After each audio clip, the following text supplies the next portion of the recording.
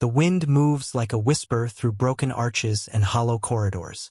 Morning light crawls across the ancient stones of the Colosseum, illuminating scars that have endured 2,000 years of silence. Dust drifts in the air like the ashes of forgotten empires. Somewhere, faint echoes, shouts, steel, the roar of a crowd linger between the cracks, as if the ghosts of Rome still perform their endless play. The camera glides slowly across the ruins, and the narrator's voice enters softly, almost reverently. Once, this place was the center of the world. Now it is a memory carved in stone. The story of Rome is not simply the tale of kings and conquests. It is the story of humanity's most audacious dream, to build something eternal. A city born from myth, raised by ambition, and destroyed by the very greatness it sought to achieve. For centuries, Rome's rise and fall have haunted the imagination of poets and emperors alike. How could such power vanish? How could a civilization that spanned continents dissolve into dust? Every ruin, every marble column seems to whisper an impossible question. What secret doomed the eternal city? The scene widens, rolling hills, the Tiber River winding like a silver thread through the valley. We see the remnants of the Forum, where senators once debated the fate of nations, and the shadows of basilicas where emperors once declared themselves gods. Each broken stone is a relic of human faith in power, in destiny, in the illusion of permanence. Beneath the surface of beauty lies a quiet tension, the knowledge that everything built by human hands must one day crumble. But to understand Rome's fall, we must first understand its beginning. The origins of this empire are cloaked in mystery and contradiction, a blend of legend and blood, myth and truth. Rome did not simply appear. It emerged, clawing its way from chaos, driven by something primal. Ambition was not just a trait of the Romans. It was their lifeblood. Even in their myths, they saw struggle as sacred. Twins suckled by a she-wolf, brothers bound by destiny yet divided by violence.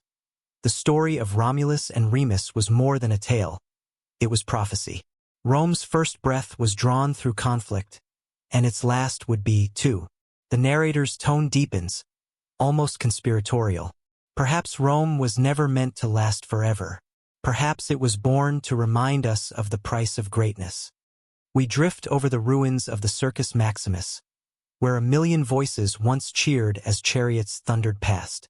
Dust and silence now fill the space where glory once lived.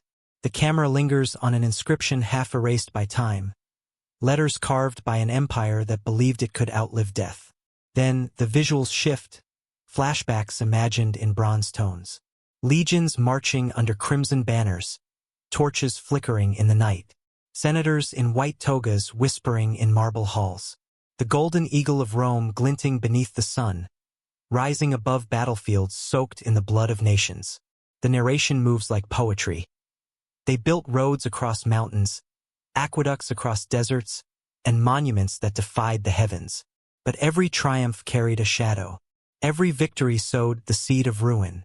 The tone tightens. For centuries, Rome called itself eternal. It was not just a city, it was an idea. It was law, it was order, it was civilization itself. And yet, beneath that illusion of perfection, there burned something darker. Greed disguised as destiny. Pride masquerading as faith. The very qualities that made Rome magnificent also ensured its destruction. A haunting string score begins to rise, low, steady, ancient. The narration slows, almost meditative. Walk these ruins long enough, and you begin to feel the pulse of the past beneath your feet. It is faint, but it is there. Rome does not sleep, it remembers. Every broken statue, every fallen column tells a story not of loss, but of warning. The camera pans across the Arch of Titus, the Pantheon's dome, the scattered remains of an empire that once spanned the known world. The viewer is pulled deeper, feeling the weight of centuries pressing down. They believed they could master time itself. The narrator continues, that through marble, power, and will they could achieve immortality. But time has no master. It consumes kings and beggars alike. It devours cities and crowns, until only stories remain. A sudden cut to the ruins at night. Moonlight glimmers on ancient stones. The distant sound of thunder rolls over the hills. The voice grows quieter, more intimate. What if Rome never truly fell? What if its spirit still walks among us? In the marble of our cities, in the architecture of our governments, in the hunger of every nation that dreams of eternity. We see glimpses of modern Rome. Traffic circling ancient fountains, tourists beneath the same arches where slaves once marched. The modern world becomes a reflection of the old one. Rome's story, the narrator whispers, is not just history, it is prophecy. Every empire since has lived in its shadow. Every great power has dreamed its same dream and feared its same end. The camera closes in on a single broken statue, half buried in grass, the face of a forgotten emperor, eroded but still proud. So, what destroyed Rome? The narrator asks softly.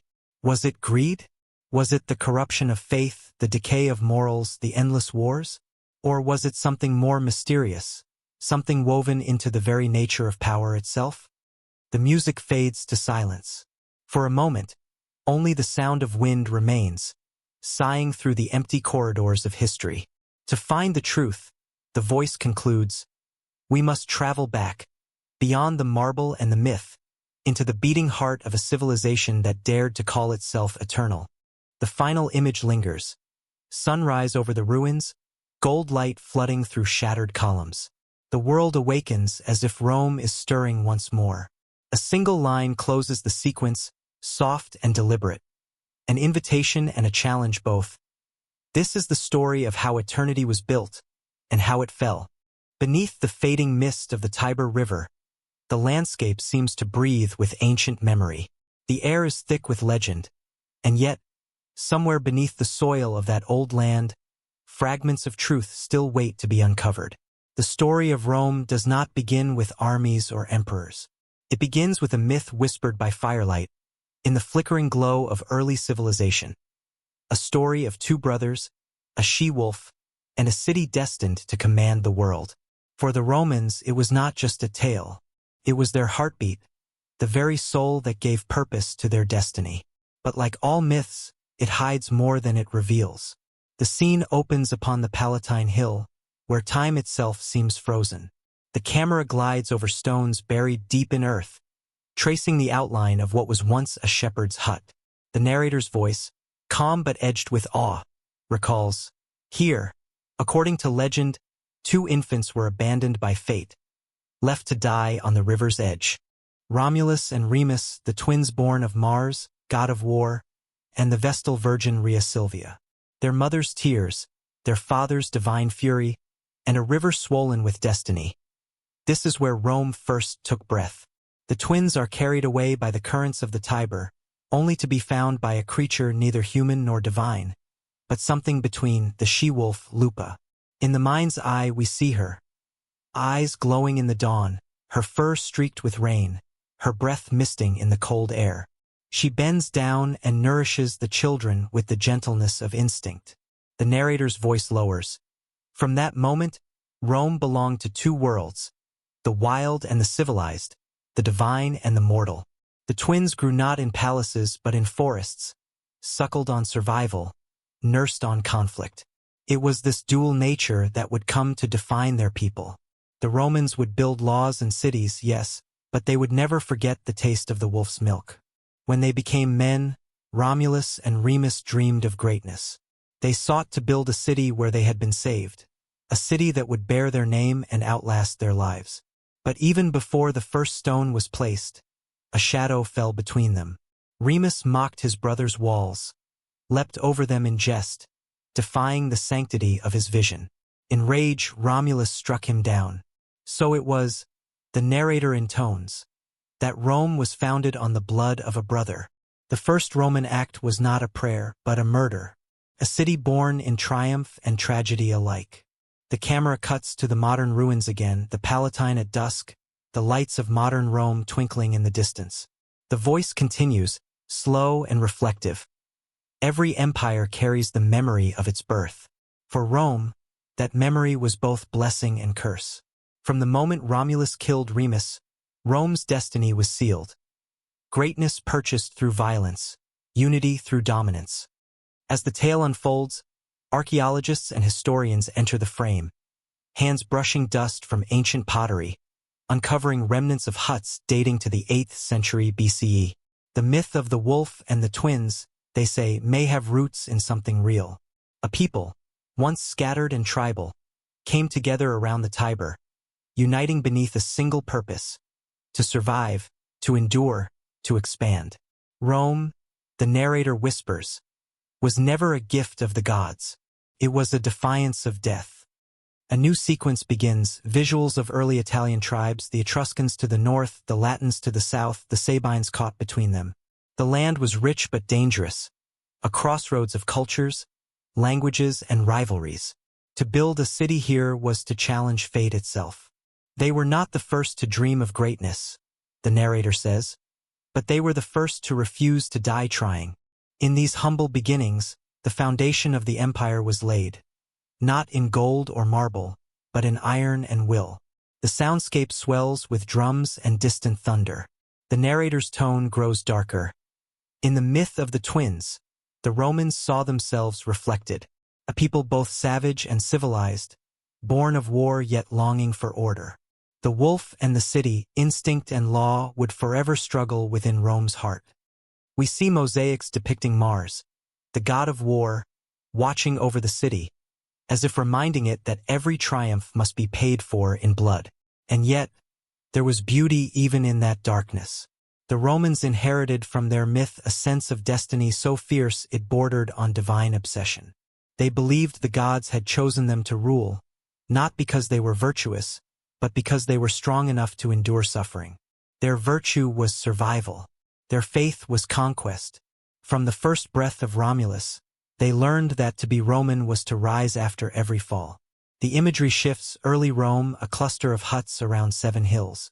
Smoke rises from hearths, farmers till the soil, and traders cross wooden bridges over the Tiber.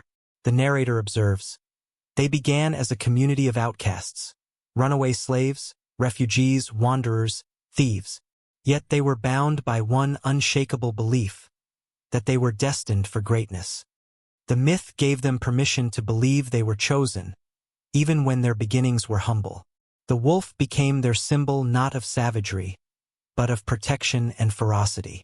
As centuries pass in a rapid montage, the myth becomes memory, and memory becomes power.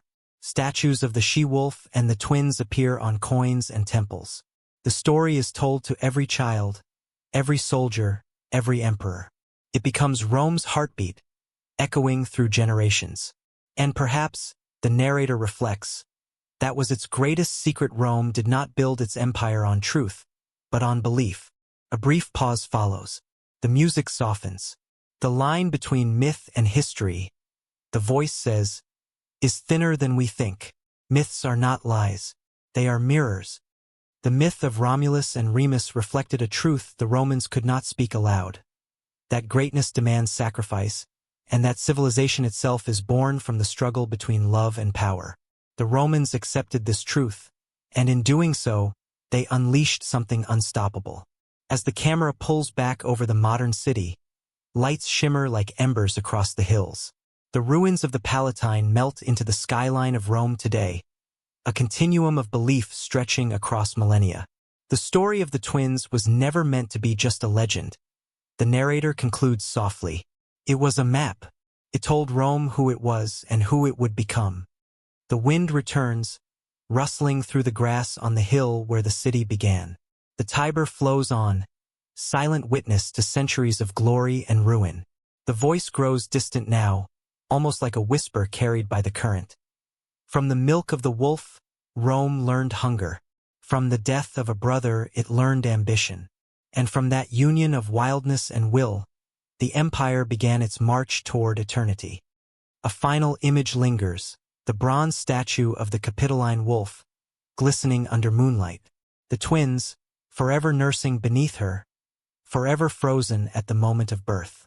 The narrator's final line hangs in the air, half truth, half omen. The she-wolf fed them life, but she also fed them something far more dangerous: destiny. In the centuries after the legend of the wolf and the twins, The scattered huts of Rome grew into streets, then into walls, and then into a force that no neighboring tribe could ignore. The smell of smoke and iron filled the air as men labored under the Italian sun, not for kings or gods, but for themselves. This was not yet the empire the world would come to fear. This was something rarer, something fragile, a republic. A promise that no single man would ever again hold all the power that once drove a brother to kill his own blood. But even as the republic was born in hope, its foundations trembled with contradiction. Freedom and control, honor and ambition. The Romans believed they had found balance, but balance, like peace, is only a pause between storms. The early republic was a world of oaths and steel. The Senate met beneath the shadow of the Capitoline Hill, its members draped in white togas, voices echoing through marble halls. They argued, they persuaded, they schemed. Around them, the city grew restless, a hum of markets, temples, and training grounds. Rome's armies were made not of mercenaries but of citizens, men who believed that to fight for Rome was to fight for themselves. The Senate gave them purpose, the gods gave them blessing, and in the spaces between both, ambition began to bloom. The narrator's voice grows reflective. They told themselves they were free, but every man who entered that chamber sought power as fiercely as a soldier seeks victory. For the Romans, power was not evil, it was divine. It was proof that the gods favored the strong. They built systems meant to contain it, laws, elections, checks and balances, but these were only illusions of control. The Republic was designed to keep power flowing, like the Tiber, never stagnant, never still.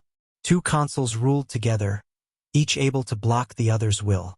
The Senate, filled with patricians, the old noble families, held the wisdom of tradition, while the plebeians, the common people, demanded representation of their own. Thus began the endless struggle between the few and the many. Each generation promised reform. Each generation built new hierarchies to protect themselves. The narrator continues, his tone almost philosophical. Rome's greatness was not born from peace. It was forged in argument. The clashes between classes, between law and hunger, created tension that propelled the Republic forward. When famine struck, mobs flooded the forum, demanding grain. When war came, consuls rose from obscurity, their names etched into memory by courage or cruelty. The Republic's strength was also its danger. It gave voice to ambition, and in Rome, ambition had no limit.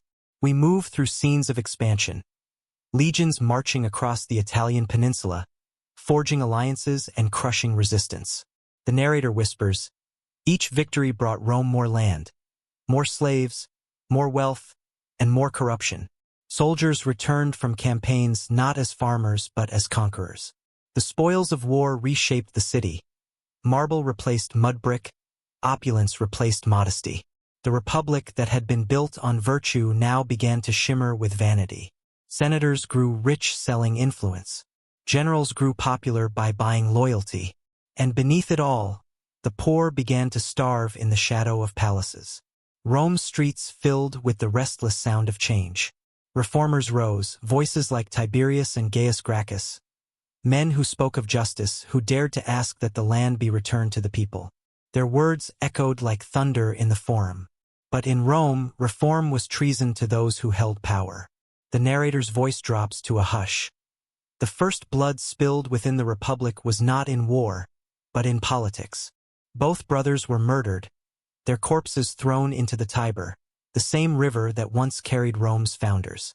And as their bodies drifted downstream, the Republic crossed an invisible line. Violence had entered its veins. The tension builds as the film's score deepens. We see the rise of new figures, Sulla, Marius, Pompey, names that would later echo like omens. Each man believed he could save the Republic, but each ended up serving himself. They fought not for Rome, the narrator says, but for the power to define what Rome meant. Civil wars erupted, generals turned their armies against the Senate, and blood once again stained the streets of the Eternal City. The dream of equality was dying, replaced by the hunger for order.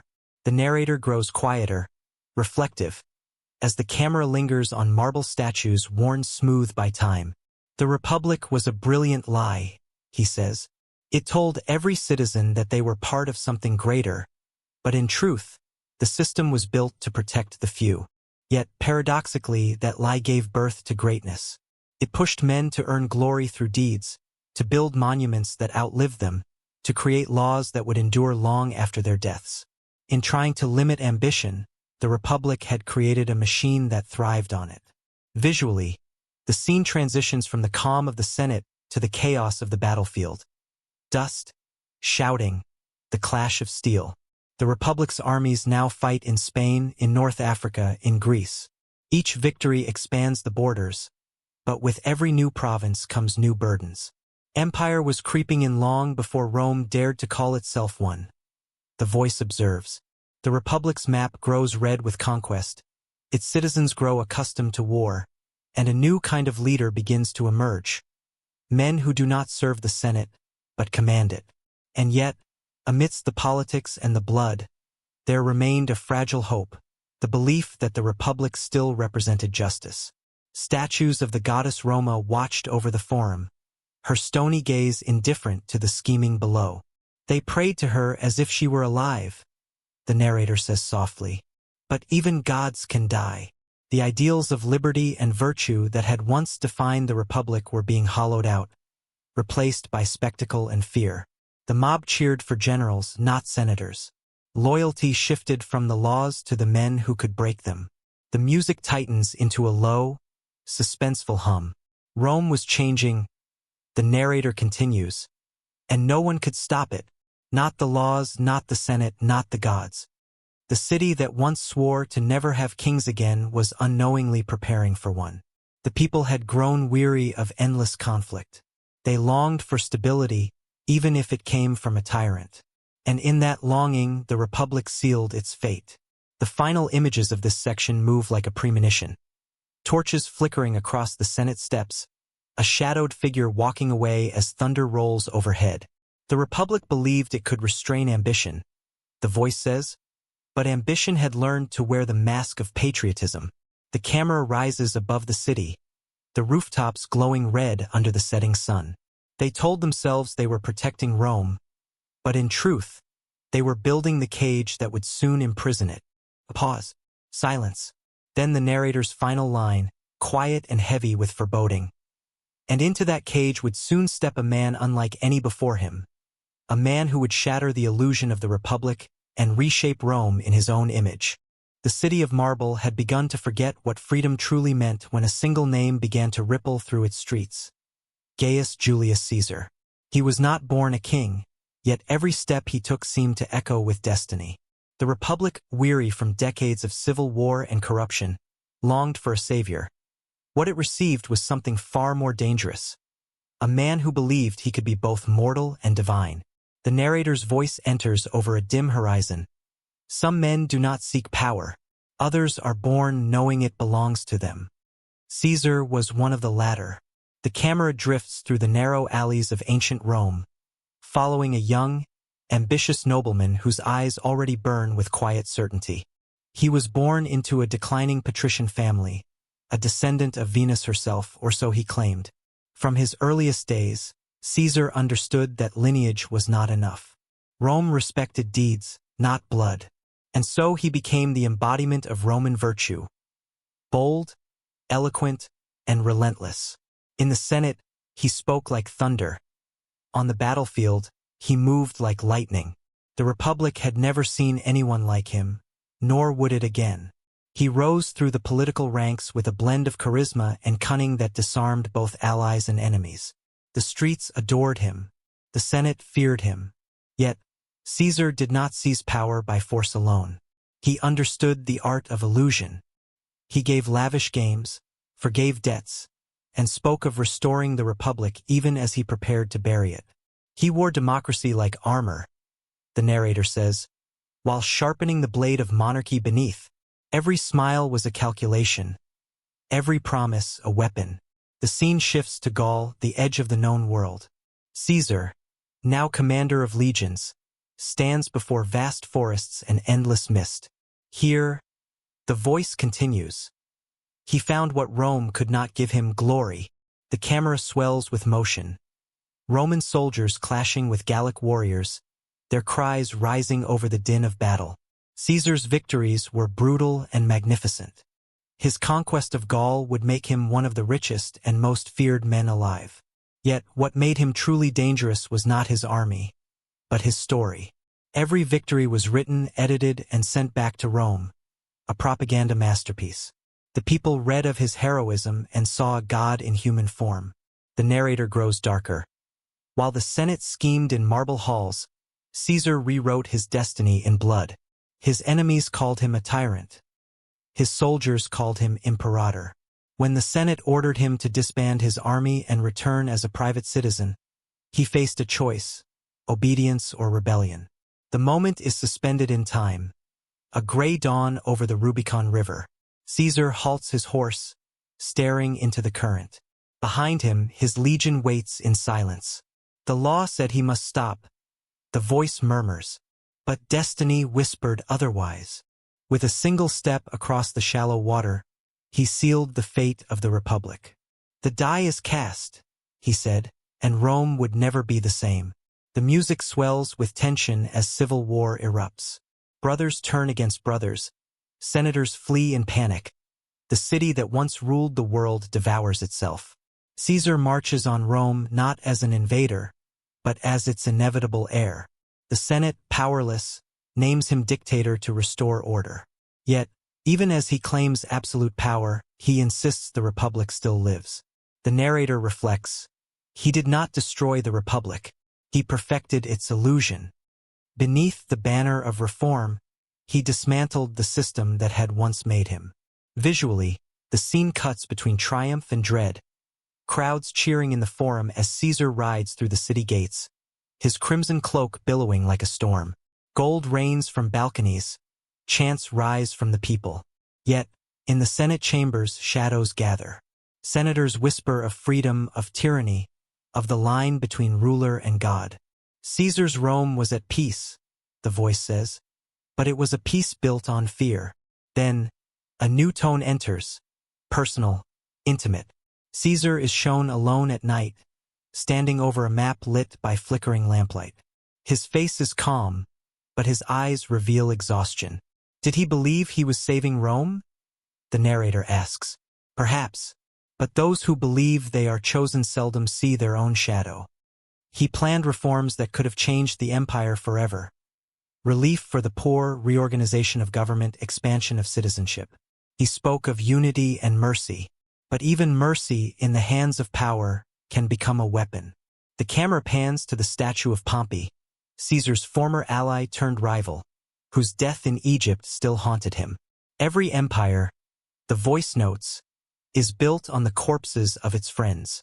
Caesar's victories had made him a god in the eyes of the people, but among the Senate, they had made him mortal again. His crownless rule became the sharpest insult of all. He refused the title of king, yet wore the power of one.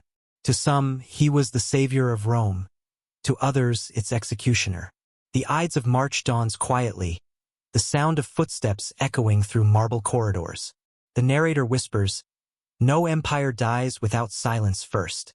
Caesar enters the Senate, unguarded, perhaps believing that his greatness made him untouchable. Around him, familiar faces. Men he had raised to power, trusted, even loved. Among them, Brutus. The camera slows. Time seems to hold its breath. The first blade flashes. Then another. Then 20 more. Et2, Brute? The phrase becomes eternal. The sound of innocence dying inside ambition. The music collapses into a cold silence. The narrator's tone is mournful, reflective. They believed by killing him they were saving the Republic. But in truth, they buried it beside him. The conspirators flee into chaos. The Senate shatters, and Rome weeps not for freedom, but for the man who had enslaved it. In death, Caesar becomes what he always dreamed, a god. His funeral becomes a revolution. The people rise in rage, turning against his killers. From his pyre, the empire is reborn in flame. As smoke fills the air, the scene fades into a somber reflection. Caesar's statue rising over the Forum, the laurel crown glinting in the dying light. The narrator concludes softly, he was not Rome's destroyer. He was its mirror. Through him, the Republic saw what it had always been, a kingdom that refused to call itself one. A pause. Wind moves through the ruins, and the camera slowly tilts upward toward the night sky above Rome. Stars gleam where once the gods were believed to walk. The final words hang in the air. The daggers that ended Caesar's life did not stop the empire. They gave it reason to begin. The ashes of Caesar's pyre still drifted above the Tiber when a quiet, watchful figure stepped into the light. He was young, pale, and unassuming, hardly the image of a conqueror. Yet within him burned the same relentless spark that had consumed his great uncle. His name was Gaius Octavius, though history would come to know him as Augustus, the first emperor of Rome. In the void left by Caesar's death, the Republic teetered on a knife's edge. Rome had lost her father, and now she searched for a son to avenge him. Octavian, delicate in appearance but sharp in mind, saw not chaos but opportunity. The narrator's voice is calm and deliberate, like the tightening of a noose. The empire did not rise from ambition, it whispers. It rose from grief. The camera pans across Rome's fractured skyline. Statues half broken, temples still smoldering from riots. The people cried for justice, the legions demanded leadership, and the Senate scrambled to preserve its illusion of control. In this perfect storm, the boy from the shadows began his ascent. Octavian was only 19 when he claimed to be Caesar's adopted son and rightful heir. Many laughed. The veterans who had fought beside Caesar saw him as a child playing at destiny. But Rome was tired of generals who spilled blood and called it peace. Octavian promised something new, order. Behind his modest smile, though, was the cunning of a serpent. He played allies and enemies alike with flawless precision, weaving his web of loyalty and betrayal one thread at a time. He learned, the narrator says, that power is not taken, it is offered by those too afraid to hold it. As the camera glides through marble corridors, we see Octavian forming the second triumvirate with Mark Antony and Lepidus, a political pact forged not in trust but in necessity. Their alliance was painted as a crusade for justice against Caesar's assassins, yet beneath the noble rhetoric lay a far darker truth: the systematic cleansing of opposition. Names were written on lists, fortunes seized, blood spilled on altars of vengeance. The streets of Rome ran red again, but the people cheered, believing vengeance was the same as justice. The narrator pauses, voice heavy with irony. When men seek to restore peace through violence, they create peace only in silence. Octavian's greatest rival was Mark Antony, Caesar's loyal general and one of the few men who could still command the legions by name alone. For a time, they shared power uneasily, like twin wolves circling the same carcass. But Antony's heart and ambition drifted east, to Cleopatra, Queen of Egypt. The romance between Antony and Cleopatra would become legend, but to Octavian, it was treason draped in silk. He saw in it not passion, but the perfect weapon. The scene unfolds with cinematic grandeur. Antony and Cleopatra reclining on golden couches, surrounded by incense and luxury. Meanwhile, Octavian stands in a simple toga before the Senate, eyes lowered in feigned humility. He knew, the narrator whispers, that Rome feared nothing more than the foreign and the feminine. Octavian declared that Antony had fallen under Cleopatra's spell, betraying Roman virtue to Eastern decadence. What followed was not just a war, it was theater, a clash between myth and propaganda. The camera flashes between images. Fleets burning at Actium, soldiers clashing on the waves, Cleopatra's palace trembling under siege. In the chaos, Antony's courage falters, Cleopatra's charm fails to save her kingdom, and Octavian emerges unscathed, a serpent shedding his last disguise.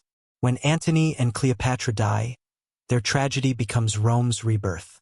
Octavian returns to the city not as a conqueror, but as a savior. The narrator's tone softens. He promised to restore the Republic. Instead, he built an empire of marble over its grave. Rome welcomed him with open arms. Senators hailed him as the bringer of peace, the man who ended decades of civil war. The people worshipped him as the new Caesar. Yet Augustus was careful. He knew that outright monarchy would never survive in a city that still worshipped the word freedom. So he crafted the illusion of choice. Power was returned to the Senate, but every decision still began and ended with him. He refused the title of king, calling himself merely princeps, the first citizen. In name, the republic lived. In truth, it was dead. The narrator reflects, "The most perfect tyranny is the one that wears the mask of liberty." Augustus restructured everything: government, military, and even morality. He spoke of virtue, of family, of duty. He rebuilt temples and revived forgotten gods, not out of faith but control. The gods became instruments of the state, and Augustus became the state itself. He painted his rule as destiny fulfilled, the peace of Rome as divine reward. The Pax Romana, the Roman peace, spread across continents. Roads stretched like veins, aqueducts flowed like arteries, and for the first time in generations, the world bowed under a single name. But peace always comes at a cost. The narrator's voice deepens, edged with unease. Beneath the marble, the foundations began to tremble. Rome's glory was built on conquest, yet conquest had ended. The legions were restless, the Senate ornamental, and the people lulled into submission. Augustus, in his brilliance, had turned Rome into a theater. Every gesture scripted, every victory choreographed. Even his own image was a masterpiece of propaganda. His statues always youthful, his eyes lifted toward eternity. His very face became the embodiment of Rome's immortal dream. Still, behind the divine mask, the man remained, haunted, cautious, paranoid.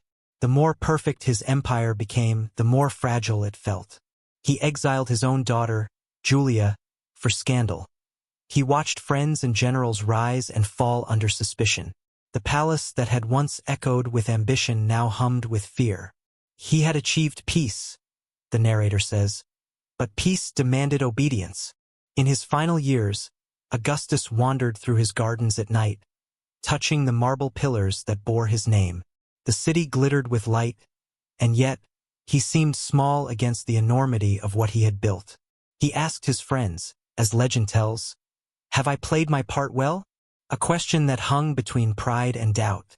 As he lay dying, he whispered words that seemed both triumphant and tragic.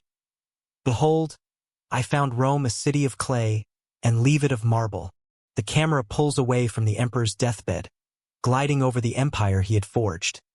Sprawling cities, endless roads, and legions standing guard beneath alien skies. Augustus gave Rome peace, the narrator concludes softly. But in doing so, he sealed its fate. The fire that once burned in the Republic was buried beneath marble and gold. And when the stone began to crack, it would take centuries for the world to hear the echo. The scene fades to black, a faint sound of hammering builders working on a monument. The final shot lingers on the face of Augustus carved in stone, eyes fixed on eternity, unblinking. The narrator whispers, "In his peace, Rome forgot how to fight for its soul." When Augustus breathed his last, Rome stood in a strange stillness, a city both immortal and uncertain. The emperor who had turned chaos into order, who had sculpted marble from mud, was gone. In his place came a shadow. His name was Tiberius, the reluctant heir, a man born to rule but cursed with the knowledge of what power does to the soul. The empire, wrapped in the illusion of peace, now found itself under the reign of fear. For the first time, the marble facade began to tremble. The narrator's voice emerges from the silence like a cold wind over stone. Augustus had built an empire of obedience. Tiberius would test how much it could endure. The camera sweeps over Rome's skyline at dawn, the golden light touching the temples and statues that Augustus had left behind. Yet beneath that glow, the whispers begin. Senators speak cautiously, eyes darting toward shadows.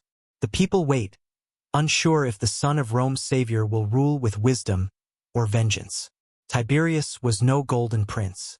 He was quiet, brooding, uncomfortable in his own glory. He had served as a general, conquered in the north, and led men to victory, but he never loved the empire, only feared it. Unlike Augustus, who ruled through charm and ceremony, Tiberius ruled through distance. He withdrew from public life, letting others speak for him, others act in his name. Power, the narrator murmurs, had found a new face, the face that hides, not the one that smiles. His court became a labyrinth of spies and informants, where loyalty was rewarded with suspicion and praise could mean death. Early in his reign, the Senate hoped Tiberius would continue the soft touch of Augustus. But Tiberius did not believe in masks. He saw the Senate for what it had become, a hollow echo chamber, full of men who pretended to advise the emperor while praying for his favor. He despised flattery, yet surrounded himself with flatterers. He craved solitude, yet could not escape the gaze of the empire. The narrator's tone grows darker. A man who cannot love power but cannot live without it becomes its prisoner. The first years of Tiberius's rule were marked by restraint. Taxes were fair, wars were few, and justice, at least on paper, prevailed. Yet a chill began to creep through Rome. The emperor's absence from public life felt like a ghost hovering over every forum and temple. He no longer appeared before the people. He rarely addressed the Senate. Rumors filled the silence. Rumors of madness, cruelty, and paranoia. The people who once worshipped Augustus now whispered that the gods had turned away. Then came Sejanus. The narrator's voice lowers to a whisper, as if afraid to speak his name too loudly. Sejanus was the head of the Praetorian Guard, the emperor's private army, created by Augustus to protect the throne. But Sejanus understood what no one else dared. The guard did not just protect power, it could decide who held it. Through flattery and cunning, he became Tiberius's most trusted confidant. He offered the emperor what he craved most. The narrator says, a shield between himself and the world. Slowly, Sejanus began to rule in Tiberius's name. He controlled appointments, trials, and even marriages among Rome's elite. Those who opposed him vanished into the night, condemned for treason by whispers and forged letters.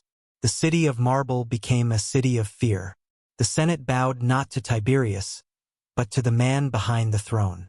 And Tiberius, perhaps willingly, perhaps helplessly, let it happen.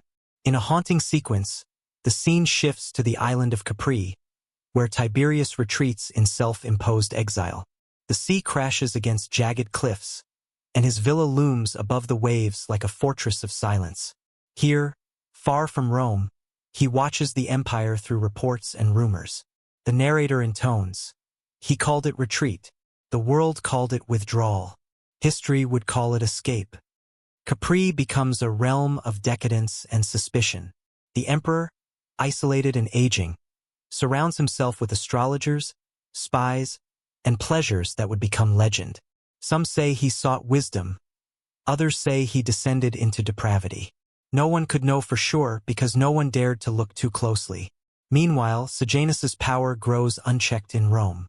Statues are raised in his honor, his name praised alongside the emperor's. Senators compete for his favor. And yet, in the quiet halls of Capri, something begins to stir in Tiberius, a realization that the monster ruling in his name might devour him too. The tension rises with slow, cinematic dread. Letters are sent in secret. Messages are intercepted. The Senate waits, trembling, unsure which master to serve. Then, without warning, an imperial decree arrives from Capri. It denounces Sejanus as a traitor.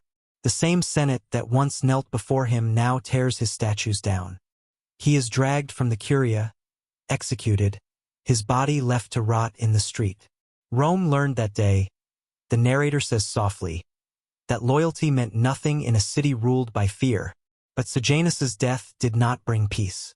It brought paranoia. Tiberius, now convinced that enemies surrounded him on all sides, unleashed a storm of purges. Accusations of treason became weapons. Families were destroyed. Friends betrayed one another. And the prisons overflowed with the innocent and guilty alike. Every whisper could mean death. Every silence, guilt. He had fled from the world, the narrator observes, only to rule it through nightmares. The camera returns to Capri, an aging Tiberius sitting in the dark, staring into the sea. The waves reflect like shifting faces, the ghosts of those who died for his doubts. He mutters to himself, surrounded by marble and gold but utterly alone. He had inherited an empire, the voice says, but he ruled a graveyard. As years pass, the empire continues to function. Roads are maintained, grain ships arrive, legions stand watch, but the spirit of Rome grows hollow. The Senate no longer debates, the people no longer hope, the emperor no longer governs. What remains is the machinery of power without a soul to guide it. And in that void, corruption festers. When Tiberius finally dies, alone, frail, his servants watching for the moment to strip him of his rings, Rome sighs in relief. The narrator's voice is almost mournful. He was not loved in life, and he was not missed in death, yet his shadow lingered, long and cold. His successor, the young and unpredictable Caligula, will inherit an empire drained of virtue and trust. The marble still gleamed, the statues still stood, but beneath it all, the same question echoed through the ages. What happens when an empire loses faith in itself? The camera fades from the emperor's lifeless body to the rolling sea outside his villa. The sun sets, casting the water blood-red. The narrator concludes in a hushed tone. Tiberius had preserved the peace of Rome, but in his silence, he taught the world the most dangerous truth, that peace without freedom is only another kind of war. The waves crash once more, and the screen fades to black. The day Caligula ascended to the throne, Rome rejoiced as if the gods themselves had returned. The people poured into the streets, cheering, weeping, hailing the young emperor as the rebirth of Rome's golden age. After the dark, suffocating rule of Tiberius, Caligula's arrival felt like sunlight after endless storm. He was the grandson of the beloved Germanicus, the child of heroes and tragedy, and the adopted son of the divine Augustus. He carried the blood of gods, or so the people believed. At last, the narrator begins softly. Rome thought it had found not a ruler, but a savior. The camera glides through the crowded forum, voices rising like waves as Caligula steps forward, tall, radiant, his smile disarming and warm. He weeps openly, kisses the altar of Jupiter, and promises to restore the Republic's glory. His first decrees are generous. Prisoners released, exiles recalled, taxes lifted, the Senate praised.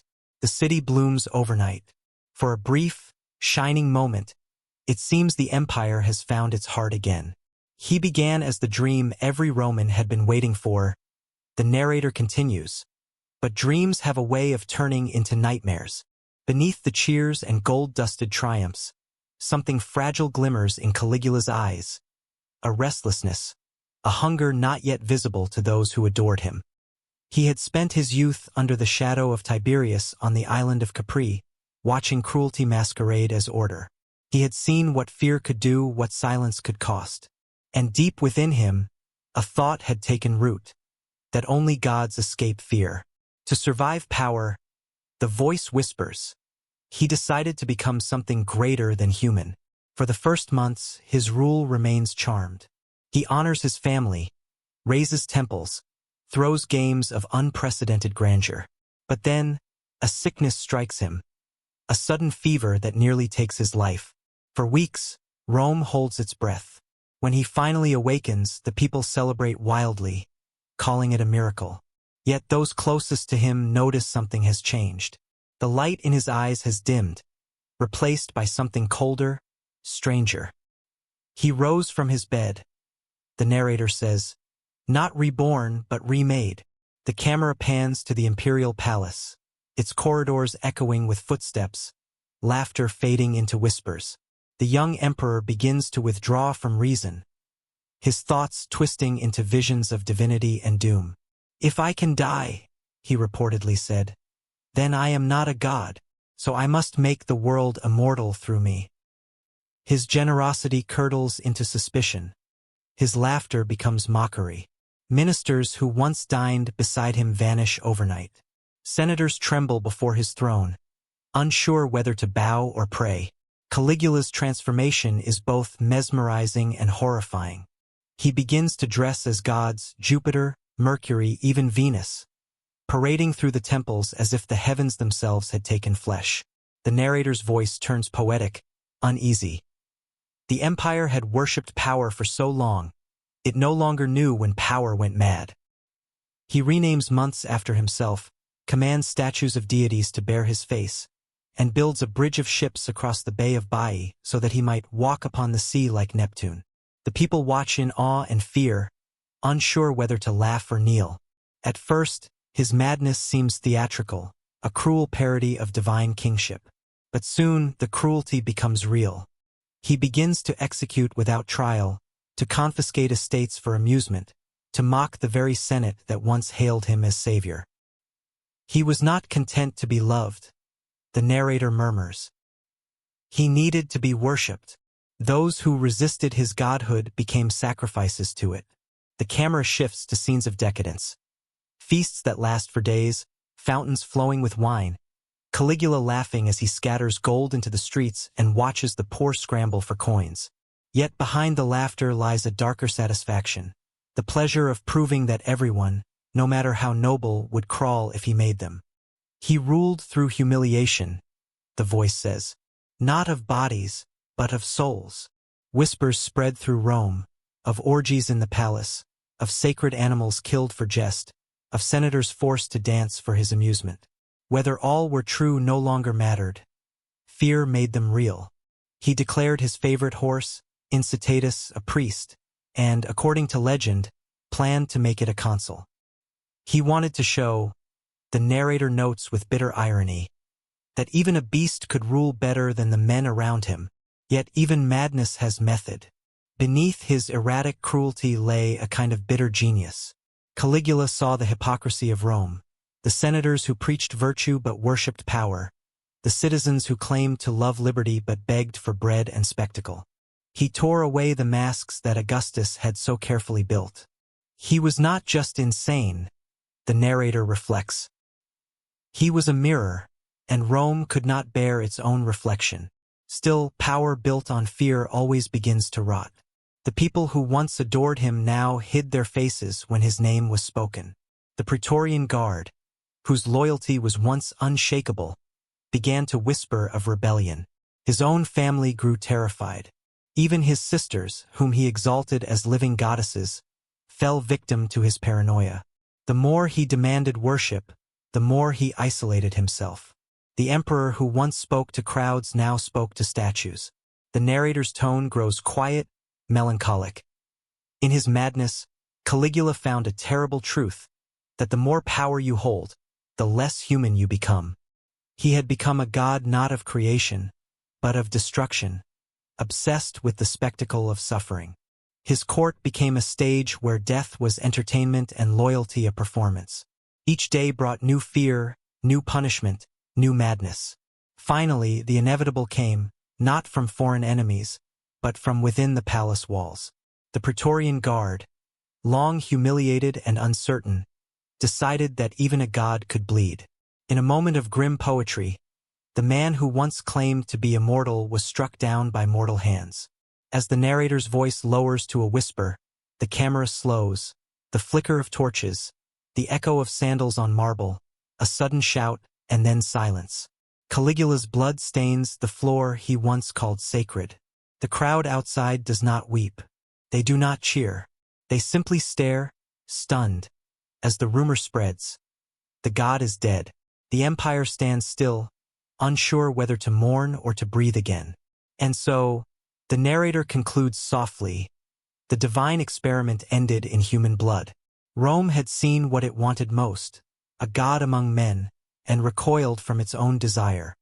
The camera pans over the empty throne, its golden frame glinting faintly in the torchlight. The wind from the Tiber rustles the curtains as dawn approaches. But the dream of godhood, the voice says, once born, never truly dies. It merely waits for the next man to believe he deserves the heavens. The scene fades to darkness. When Caligula's lifeless body lay cooling on the marble floor of the imperial palace, Rome stood at a crossroads between anarchy and rebirth. The air was thick with fear and disbelief. For a moment, It seemed as if the empire itself had died with its mad god. The Senate debated restoring the Republic. The Praetorian Guard roamed the corridors searching for order, or perhaps for plunder, and the people whispered prayers that someone, anyone, would bring stability. In the chaos, destiny found its next ruler not in a general or a statesman, but in a man everyone had forgotten. His name was Claudius, Caligula's uncle, a scholar mocked for his stammer, his limp, and his nervous manners. To Rome's elite, he was a harmless fool. To history, he would become something far more dangerous, an underestimated mind with absolute power. The narrator's voice begins quietly, reverently. Sometimes, the empire does not choose the strong. It chooses the survivor. The camera pans through the dark corridors of the palace where soldiers search for hidden enemies. A curtain trembles, and behind it, they find Claudius, trembling, his toga stained with fear. Legend says he fell to his knees, expecting execution. Instead, the Praetorian soldiers lifted him up and hailed him imperator. The Senate's dream of restoring the Republic died in that moment. Power had once again found its vessel, not through bloodline or ambition, but accident, or perhaps divine irony. Claudius had lived his life in the shadows. Born into the imperial family, he was ignored, ridiculed, kept far from politics because of his physical impairments and perceived weakness. Yet while others ruled and killed, Claudius studied. He buried himself in books, history, law, languages, absorbing the machinery of empire like no emperor before him. He was Rome's forgotten man, the narrator murmurs. And in that forgetfulness he found freedom. When he ascended to the throne, the city held its breath. Many saw him as a puppet, a scholar placed on the throne so that the Praetorian Guard could rule in his name. But Claudius surprised them all. His first act was not of submission, but of intelligence. He rewarded the guard lavishly for their loyalty, securing their favor, and then quietly began to assert his authority. He addressed the Senate with humility, but his words carried precision and knowledge. He spoke as a man who had watched every mistake of his predecessors and learned from them. Claudius knew, the voice reflects, that power was not seized. It was maintained by patience. The early years of his reign were marked by reform and restoration. He revived the judiciary, repaired aqueducts, and expanded the empire's bureaucracy. Unlike Augustus or Tiberius, he did not hide behind divinity or fear. He ruled as a man who believed in the empire's practical survival, not its mythic grandeur. The narrator's tone shifts, admiring yet somber. In the empire of gods and monsters, Claudius chose to be merely human, and that made him remarkable. But humanity in Rome was never a shield. It was a target. Around Claudius swirled a court of intrigue, freedmen, advisors, and ambitious women who saw the emperor's kindness as weakness. Among them were Narcissus, Pallas, and Callistus, freed slaves who became his most trusted ministers. Together, they ran the empire with efficiency but also corruption, manipulating access to the emperor for wealth and power. The Senate despised them, not just for their influence, but for what they represented, the rise of commoners in the heart of Roman nobility. Claudius, the narrator says, believed he was building an empire of reason, but reason cannot survive in the jungle of ambition. Yet Claudius's vision extended beyond the marble walls of Rome. He dreamed of expansion, of completing what Julius Caesar had begun. Against the advice of his generals, he ordered the invasion of Britain, a land shrouded in mist and myth. The campaign was difficult, brutal, and uncertain, but Claudius persisted. When news came of victory, he personally traveled to Britain, leading elephants across rivers and forests, claiming the island for Rome. It was his greatest triumph, the one that silenced all who doubted him. For a moment, the narrator whispers, the scholar became a conqueror. Still, glory could not protect him from betrayal. In the private chambers of his palace, Claudius's heart was his greatest vulnerability.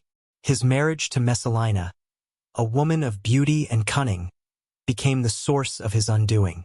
At first, she appeared the perfect empress, devoted, elegant, admired. But beneath the veil of virtue, she wove her own empire of deceit. She took lovers, sold political favors, and finally, in a stunning act of arrogance, staged a mock marriage to another man while Claudius was away. The scene unfolds with quiet devastation. Claudius returns to Rome, weary and trusting, only to be told that his wife has declared herself empress beside another. The Senate is stunned. The city whispers. The emperor's face pales with disbelief. He had studied history all his life, the narrator sighs. But he never imagined he would become one of its tragedies. When Messalina is executed, Claudius weeps, not for her betrayal, but for his own blindness. From that day on, he becomes more cautious, more withdrawn. Loneliness, however, is a dangerous companion for rulers. In his later years, Claudius remarries, this time to his ambitious niece, Agrippina the Younger, mother of Nero. Her beauty and intelligence captivate him, but her ambition runs deeper than love. She looked upon Claudius not as a husband, the narrator says coldly, but as a door she intended to walk through. She places her son, Nero, above Claudius's own heir, Britannicus, weaving webs of manipulation that even the emperor's intellect cannot untangle. The camera lingers on Claudius in his study, surrounded by scrolls and silence. His hand trembles as he writes, his eyes weary but clear. He records history, perhaps understanding that he will not survive it. He wrote the story of kings and conspirators, the narrator says, never realizing he was writing his own epitaph. The final chapter of his life unfolds with tragic inevitability. One evening, a banquet is held. The empress smiles. The food is rich, the wine sweet. Claudius eats, unaware or perhaps unwilling to see, the poison hidden in his meal. As the guests laugh and toast, the emperor begins to fade. Servants panic. Agrippina remains calm. Hours later, the scholar who had rebuilt Rome lies still. The narrator's voice softens to a whisper. He had ruled wisely, loved foolishly, and died as all dreamers do, betrayed by those he trusted most.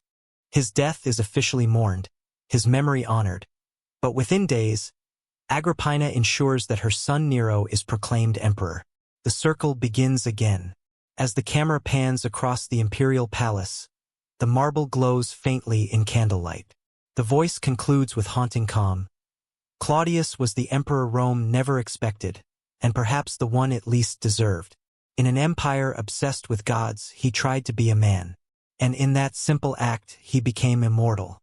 The final shot fades to black, the faint sound of turning pages echoing through the dark, as if history itself is closing the book on another life lost to the empire's endless hunger.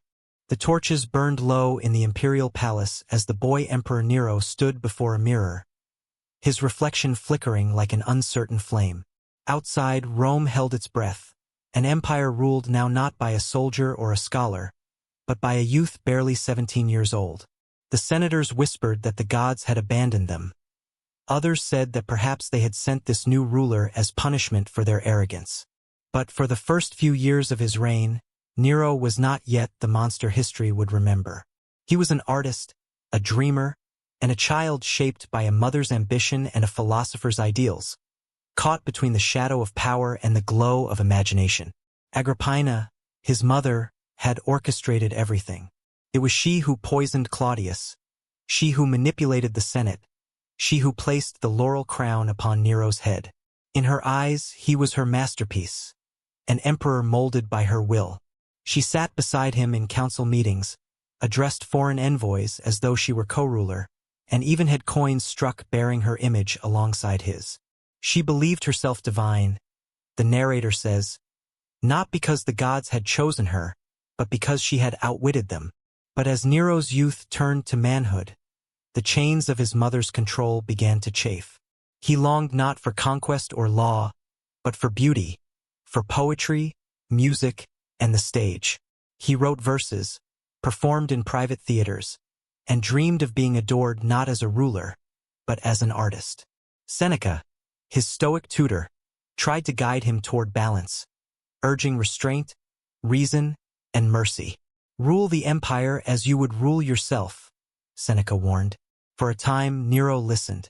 The first years of his reign were peaceful, marked by reforms, lowered taxes, and gestures of compassion that seemed to promise a new golden age. The narrator's tone softens, almost wistful. For a brief moment, Rome believed in him. They saw not the tyrant to come, but the promise of youth uncorrupted. Yet beneath the gilded calm, the poison of power was already spreading. Agrippina's grip tightened as she realized her influence was fading. She lectured Nero, shamed him, and reminded him that his crown was hers to give or to take. The young emperor's resentment grew into quiet fury. The court began to split, some loyal to the mother, others to the son. It was a dangerous balance, and everyone knew it could not last. One night, Nero summoned his advisors. His voice was calm, but his eyes were cold. "My mother will not share my throne," he said simply. At first, they hesitated. Who would dare suggest killing an empress? But fear is the language of Rome, and ambition its grammar. Plan was formed. Agrippina would be invited to a banquet by the sea, honored as the mother of the emperor. A special ship would carry her home. It had been engineered to collapse mid-voyage. The narrator slows, voice heavy with dread. Even the waves conspired that night. As the ship broke apart under the moonlight, Agrippina was thrown into the sea. She swam to shore, drenched but alive. When Nero heard the news, he turned pale. His mother had survived. Panic seized him. He imagined her marching into the city with soldiers, denouncing him as a parricide. There was no choice left. He sent assassins to finish what the sea had failed to do. Agrippina was found in her villa, unarmed, waiting. Legend says she pointed to her womb and whispered, "Strike here, the womb that bore your emperor." When the blade fell, it did more than end a life. It shattered whatever remained of Nero's innocence. The next day, Rome was told that Agrippina had died in a tragic accident.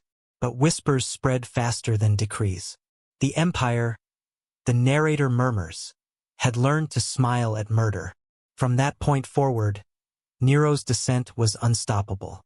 Freed from his mother's control, he threw himself into indulgence. He built palaces of gold, hosted nights of endless feasting, and surrounded himself with flatterers who praised his every poem, his every note, his every whim. He performed on stage before roaring crowds, dressed as gods and heroes, his voice trembling with passion. To Nero, he was not humiliating the office of emperor, he was elevating art itself. He believed, the voice says softly, that beauty was power, and that power could be forgiven if it was beautiful. But beauty fades, and Rome's patience has limits. The Senate grew uneasy, the praetorians restless. When Nero's extravagance drained the treasury, taxes rose, resentment spread, and the illusion of harmony began to crack. Then, in the summer of 64 AD, came the night that would define him forever. The fire began in the Circus Maximus, flames rising into the wind, devouring the wooden stalls and spreading through the crowded streets. Rome burned for 6 days. The air filled with ash and screams. Entire districts vanished. No one knew how it began, but many whispered a single name. Nero, the narrator says, had wanted to rebuild the city in his image, and the fire gave him a clean slate. Whether he started it or not, Nero's reaction sealed his fate in history. While the city burned, he was said to have stood upon a balcony, watching the infernos glow while singing of the fall of Troy. To the people, it was sacrilege. When the fires finally died, he announced plans to rebuild Rome, not as it was, but as a monument to himself. He called it Neropolis. To deflect blame, Nero found scapegoats. The Christians, a small and growing sect already despised by many Romans. They were accused of arson and treason. What followed was one of the first great persecutions. Men and women crucified, burned alive, fed to beasts. The empire's hunger, the narrator intones, had found new prey. In the midst of suffering, Nero's madness deepened. He saw conspiracies everywhere, among senators, friends, even his wives. Octavia, his first, was executed on false charges. Poppaea, his great love, he killed himself in a fit of rage. Seneca, his old teacher, was ordered to take his own life. He had learned all the lessons of philosophy, the voice size, except the one that mattered: mercy. By the end, Nero was isolated in a palace built like a dream and haunted like a tomb. The Domus Aurea, the Golden House, stretched across the heart of Rome, filled with marble halls, fountains, and rooms where stars were painted on ceilings that turned with hidden machinery. He wanted to live inside eternity, the narrator whispers, but eternity wanted nothing to do with him. Rebellions began to rise in the provinces: Gaul, Spain, Africa. The legions no longer feared the emperor who sang. The Senate turned against him. The Praetorian Guard abandoned him. Nero fled the city in disguise, accompanied by only a few servants. Somewhere outside Rome, in a villa surrounded by silence, the boy who had once been emperor realized the truth. There was no one left to obey him. The sound of approaching hooves echoed. The Senate had declared him a public enemy. Execution was inevitable. Nero trembled, clutching a dagger. "Is this what it means to die?" he whispered. "So great an artist dies as well?" With trembling hands, he drove the blade into his throat, guided by a loyal freedman. His last words, recorded by history, were a lament, not for Rome, but for himself: "Qualis artifex perio." What an artist dies in me. The narrator's voice fades, solemn and cold. Rome watched the fire of its mad emperor go out, but from the ashes, something eternal remained. A warning that even beauty, when joined with power, can devour the world. The camera lingers on the ruins of the Golden House, the silence heavy as dust. The empire will rise again, but the echo of Nero's laughter will never truly vanish from its marble halls. The death of Nero did not bring peace. It brought silence, the kind that lingers before a storm. Rome had slain its artist, its tyrant, its last descendant of Augustus. For the first time in over a century, the empire had no heir, no plan, no godlike figure to obey. The marble halls of the Palatine Hill echoed with whispers and footsteps, the scent of smoke still clinging to its corridors. Outside, the city watched and waited, uncertain of what empire meant without an emperor. Rome, the narrator begins in a low, somber tone, had become a beast without a master. The Senate moved quickly, desperate to restore order. In a gesture that seemed almost nostalgic, they proclaimed Servius Sulpicius Galba as emperor.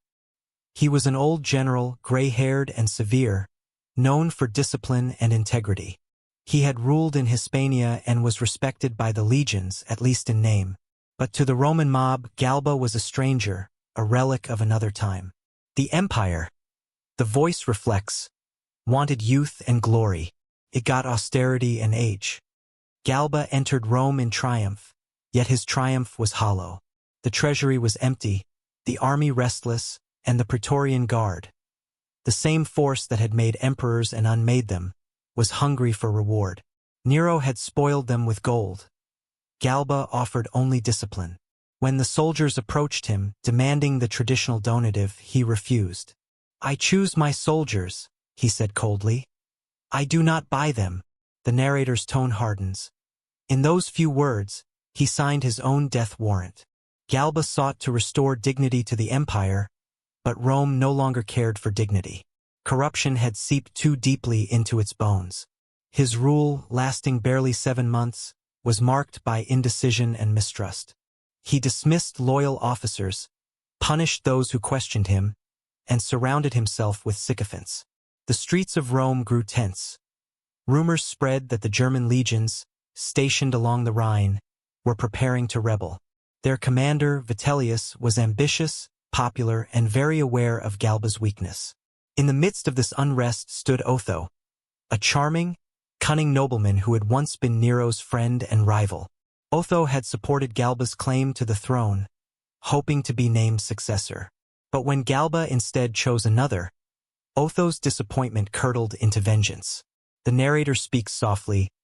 In Rome, betrayal is not a crime, it is a currency. One morning in January of 69 AD, Otho bribed the Praetorian Guard with promises of wealth and privilege. The soldiers, tired of Galba's austerity, turned instantly. As the emperor was carried through the forum in a litter, they surrounded him. Galba, frail but proud, demanded to know what they were doing. The answer came in the flash of a sword. His severed head was paraded through the streets on a spear, the crowd cheering not from love of Otho, but from the thrill of blood. Otho ascended the throne that same day. He presented himself as merciful and practical, promising to stabilize the empire. Yet even as he took power, the legions in the north declared Vitellius emperor. 2 rulers, 2 armies, 1 Rome. The empire, the narrator murmurs, had become a mirror broken into 1,000 shards, each one reflecting the same hunger for power. The months that followed were chaos. Civil war tore through the provinces, soldiers marching under banners that bore different names but the same ambition. In Gaul, in Germania, in Italy itself, Roman killed Roman. The once mighty legions that had conquered the world now turned their swords inward. Messengers brought news of battles that ended in fire and mud, of villages burned, of loyalty shifting by the hour. Otho, realizing the danger, tried diplomacy first. He sent envoys to Vitellius, offering to share rule to avoid the bloodshed. But Vitellius, gluttonous and arrogant, refused. He wanted everything. And so, the narrator sighs. The rivers of Italy once again ran red with Roman blood. The decisive battle came near the town of Bedriacum. Otho's army fought bravely but was outnumbered. The ground was soaked in rain and blood, the air filled with screams and the metallic stench of death. When the news of defeat reached Otho, he did not flee. He gathered his friends, thanked them, and said simply, "Others can die for my empire. I will not die for theirs." That night, he took his own life, stabbing himself quietly in his tent. His last words, "Let my death end the civil war," were noble but futile. Vitellius entered Rome in victory, greeted by cheering crowds and drunken soldiers. He was the 3rd emperor in less than a year. The narrator's tone turns bitter. The crown of Caesar had become a curse passed from hand to trembling hand. Vitellius ruled with gluttony rather than malice. He threw feasts that lasted days, drowned in wine, and gorged himself while the empire starved. The treasury emptied again, and the legions of the east, those stationed in Judea, Egypt, and Syria, watched with disgust. Among them was a man named Vespasian, a seasoned commander who had once served under Claudius.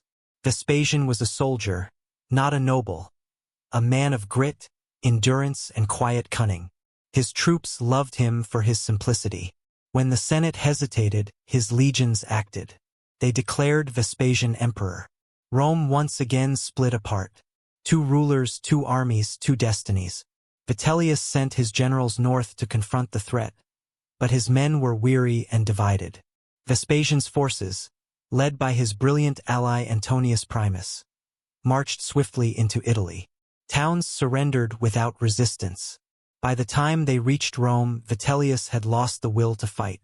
The city fell into chaos as his soldiers looted and burned. Vitellius himself fled, hiding in the palace kitchens, dressed as a servant. When the enemy found him, he begged for mercy. They dragged him through the streets, jeering crowds pelting him with filth. At the steps of the Gemonian stairs, the same place many of Nero's victims had died, Vitellius was beaten and executed. His body was thrown into the Tiber. The narrator's voice lowers to a solemn whisper. In 1 year, for men had worn the imperial crown. None had kept it. The empire had devoured them all. But amid the ruin, something new was born. Vespasian entered the city not in splendor but in silence. He promised stability, rebuilding, and law. The people, exhausted by chaos, greeted him as a savior. The Senate, broken and fearful, accepted him without protest. And thus, the narrator says, began the rise of a dynasty not born of divinity, but of survival, the Flavians. As the camera pans across the smoldering ruins of the city, we see the outlines of what will come. Temples restored, walls rebuilt, the Colosseum's foundations beginning to rise. The narrator concludes, voice deep and steady. From the ashes of Nero's golden dreams rose a humbler Rome, scarred, sober, but alive. The gods were gone, the myths were fading, yet the empire endured. Because Rome, in the end, did not believe in emperors. It believed only in itself. The image fades to black, the sound of distant marching echoing faintly, like the heartbeat of a civilization that refuses to die. The city of Rome, weary from a year of fire and blood, slowly exhaled as Vespasian entered the Forum. Gone were the gleaming excesses of Nero. Gone were the screams of the year of the 4 emperors. In their place rose a determination that power could be wielded not as a spectacle, but as an instrument of order. Vespasian, a man of the provinces, hardened by campaigns in Judea and tempered by necessity, understood that the empire's survival depended on rebuilding not just walls, but trust. The people, exhausted and wary, watched as he moved through the city with quiet authority, measuring each step, each gesture. Rome had survived the madness of gods and tyrants. The narrator begins, and now it sought a man who could turn survival into endurance. The camera sweeps over the ruined temples and burned villas, capturing both devastation and potential. Vespasian immediately set about stabilizing the empire's finances, replenishing the treasury, and reforming the military. The legions, still loyal to him, became the backbone of his rule. Soldiers who had witnessed betrayal and murder now marched in disciplined ranks, knowing their loyalty was to Rome and its stability, not to fleeting ambition. In the Flavian vision, the narrator says, power was not a gift from the heavens, but a burden to be borne with wisdom and resolve. Vespasian's reign was not only a time of restoration but of grand creation. The emperor understood the need for symbols, monuments that would remind the world of Rome's might and permanence. Among the most ambitious of these projects was the construction of the Colosseum, a monumental amphitheater built on the site of Nero's private lake, symbolizing the return of the empire to the people. The camera lingers on the skeletal framework of arches and columns, then shifts to workers hauling stones, chisels striking marble, and engineers marking foundations with precision. In stone and sweat, the narrator intones, Rome would immortalize its people and their empire. The Colosseum was not merely an arena. It was a stage for the empire's renewed identity. Gladiators, exotic beasts, and public spectacles transformed the site into a theater where the past horrors of tyrants could be reframed into civic pride. Vespasian's son, Titus, inherited this vision, and together they cultivated a sense of continuity and legacy. They knew that monuments could outlast dynasties, that grandeur built with purpose could temper the chaos of human ambition. The Flavians ruled not through fear, the voice reflects, but through the promise of awe. Yet even as Rome flourished under Flavian leadership, the world beyond its borders remained unpredictable, raw, and ungovernable. In 79 AD, Mount Vesuvius erupted, unleashing one of nature's most terrible forces on the cities of Pompeii and Herculaneum. The camera descends into the streets of Pompeii, capturing terrified citizens fleeing as ash and pumice rain down. Buildings collapse, markets fill with choking dust, and the sky glows with molten fire. Rome's dominion, the narrator says, was vast, but nature remained sovereign. The eruption's horror is both immediate and intimate. Families cling to one another, children cry for parents, merchants try to save their treasures, and the rich flee while the poor are trapped. The narrative captures the emotional scale. The panic, the confusion, the terror that unites all people regardless of wealth or status. For a moment, the viewer feels the fragility of civilization, the fleeting nature of power, and the inevitable humbling force of nature. Yet even in catastrophe, the empire endures. Titus, now co-emperor, organizes relief efforts, sending grain and aid to the survivors, demonstrating the capacity for leadership to meet both human and natural crises. The narrator's tone softens, almost reverent. Amid the smoke and ruins, the Flavians showed that leadership could be both practical and humane, a blend of strength and mercy that the people had longed for in times of gods and monsters. Rome, rebuilt from fire and civil war, emerges as a city of both discipline and spectacle, order and grandeur. The Colosseum rises as a symbol not merely of entertainment but of resilience. its arches and corridors a testament to an empire that survived madness, chaos, and the capricious whims of emperors. The camera lingers on the ongoing construction, workers sweating, engineers supervising, and the citizens watching with awe. Monuments, the narrator reflects, are the memory of power, a promise that the world endures beyond the fleeting life of any ruler. The narrative shifts to Titus' campaigns, including his decisive conquest of Jerusalem in 70 AD. The camera captures the siege, Roman legions encircling the city, towers of stone, and the desperate resistance within. The destruction of the Second Temple is portrayed not only as military victory but as a profound cultural and spiritual loss. In triumph, the narrator whispers, "The empire displayed its might, but history remembers the fallen too." The human cost of empire, the tension between glory and suffering, is palpable, and Rome's citizens are reminded that power is inseparable from consequence. Even as the empire expanded and monuments rose, the Flavians faced personal trials. Vespasian, though a man of iron resolve, was not immune to grief.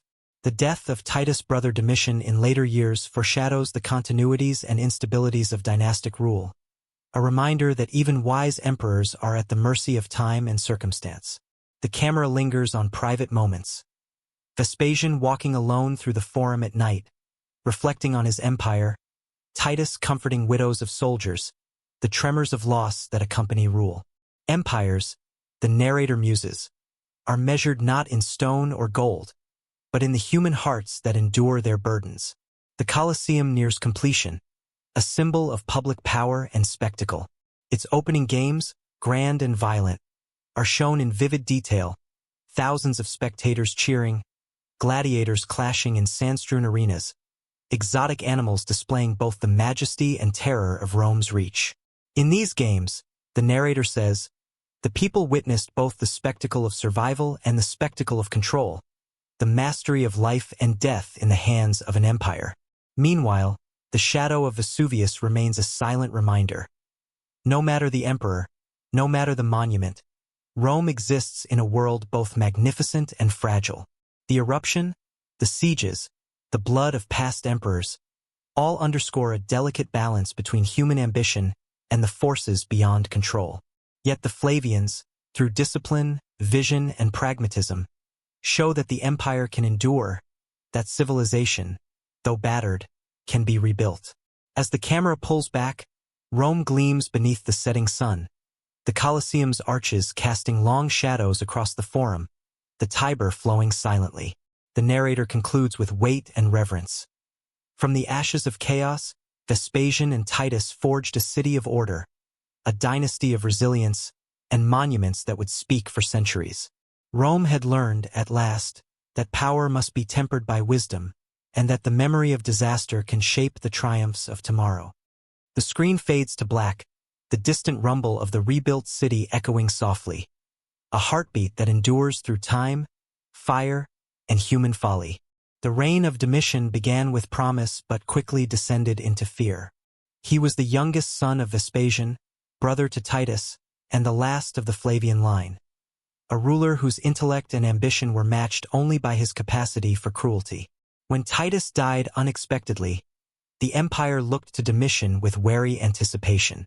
He had watched Rome grow under his father and brother, absorbing lessons of governance, military discipline, and public spectacle. Yet he also carried a shadow within him, a relentless desire for control, a deep suspicion of all who might oppose him. The narrator's voice cuts through the scene with quiet foreboding. Domitian was a man who learned that power is a mirror. Whatever you see in others is what you fear most in yourself. From the start, Domitian's rule was marked by centralization.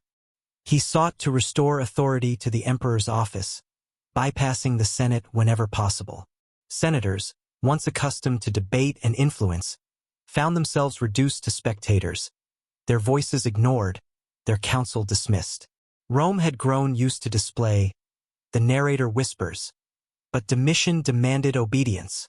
His policies strengthened the military, increased taxation, and enforced a level of discipline that unsettled both aristocrats and commoners.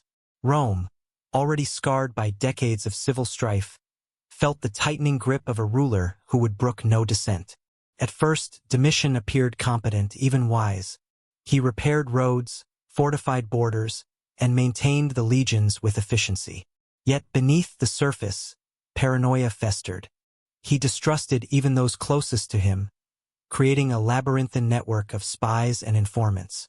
The Praetorian Guard, once his protector, became his eyes and ears, delivering whispers of sedition and conspiracy. Every letter could be a trap, every meeting a potential ambush. The narrator's voice lowers. In a city built on intrigue, a ruler who trusts no one rules alone, and tyranny is born in that solitude. Domitian's fear of betrayal extended to the Senate, which he increasingly treated as an obstacle rather than a partner.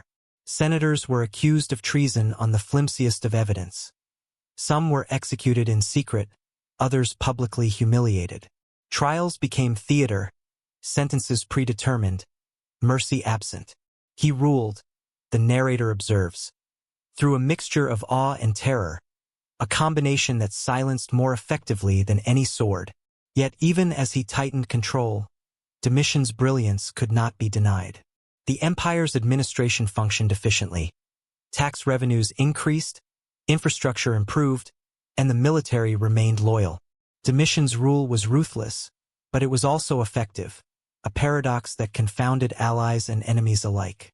The camera moves through the city at night, torchlight flickering across the Forum and the Palatine. Domitian's spies walk silently among the shadows, noting who greets whom, who whispers in corridors, who lingers too long in the presence of influence. The tension is palpable. The narrative emphasizes the psychological weight of his reign. Fear becomes an omnipresent companion, shaping the behavior of all who live under his gaze. Citizens avoid open dissent. Senators smile with practiced neutrality, their eyes betraying quiet dread. The empire hums with efficiency, but at the cost of liberty.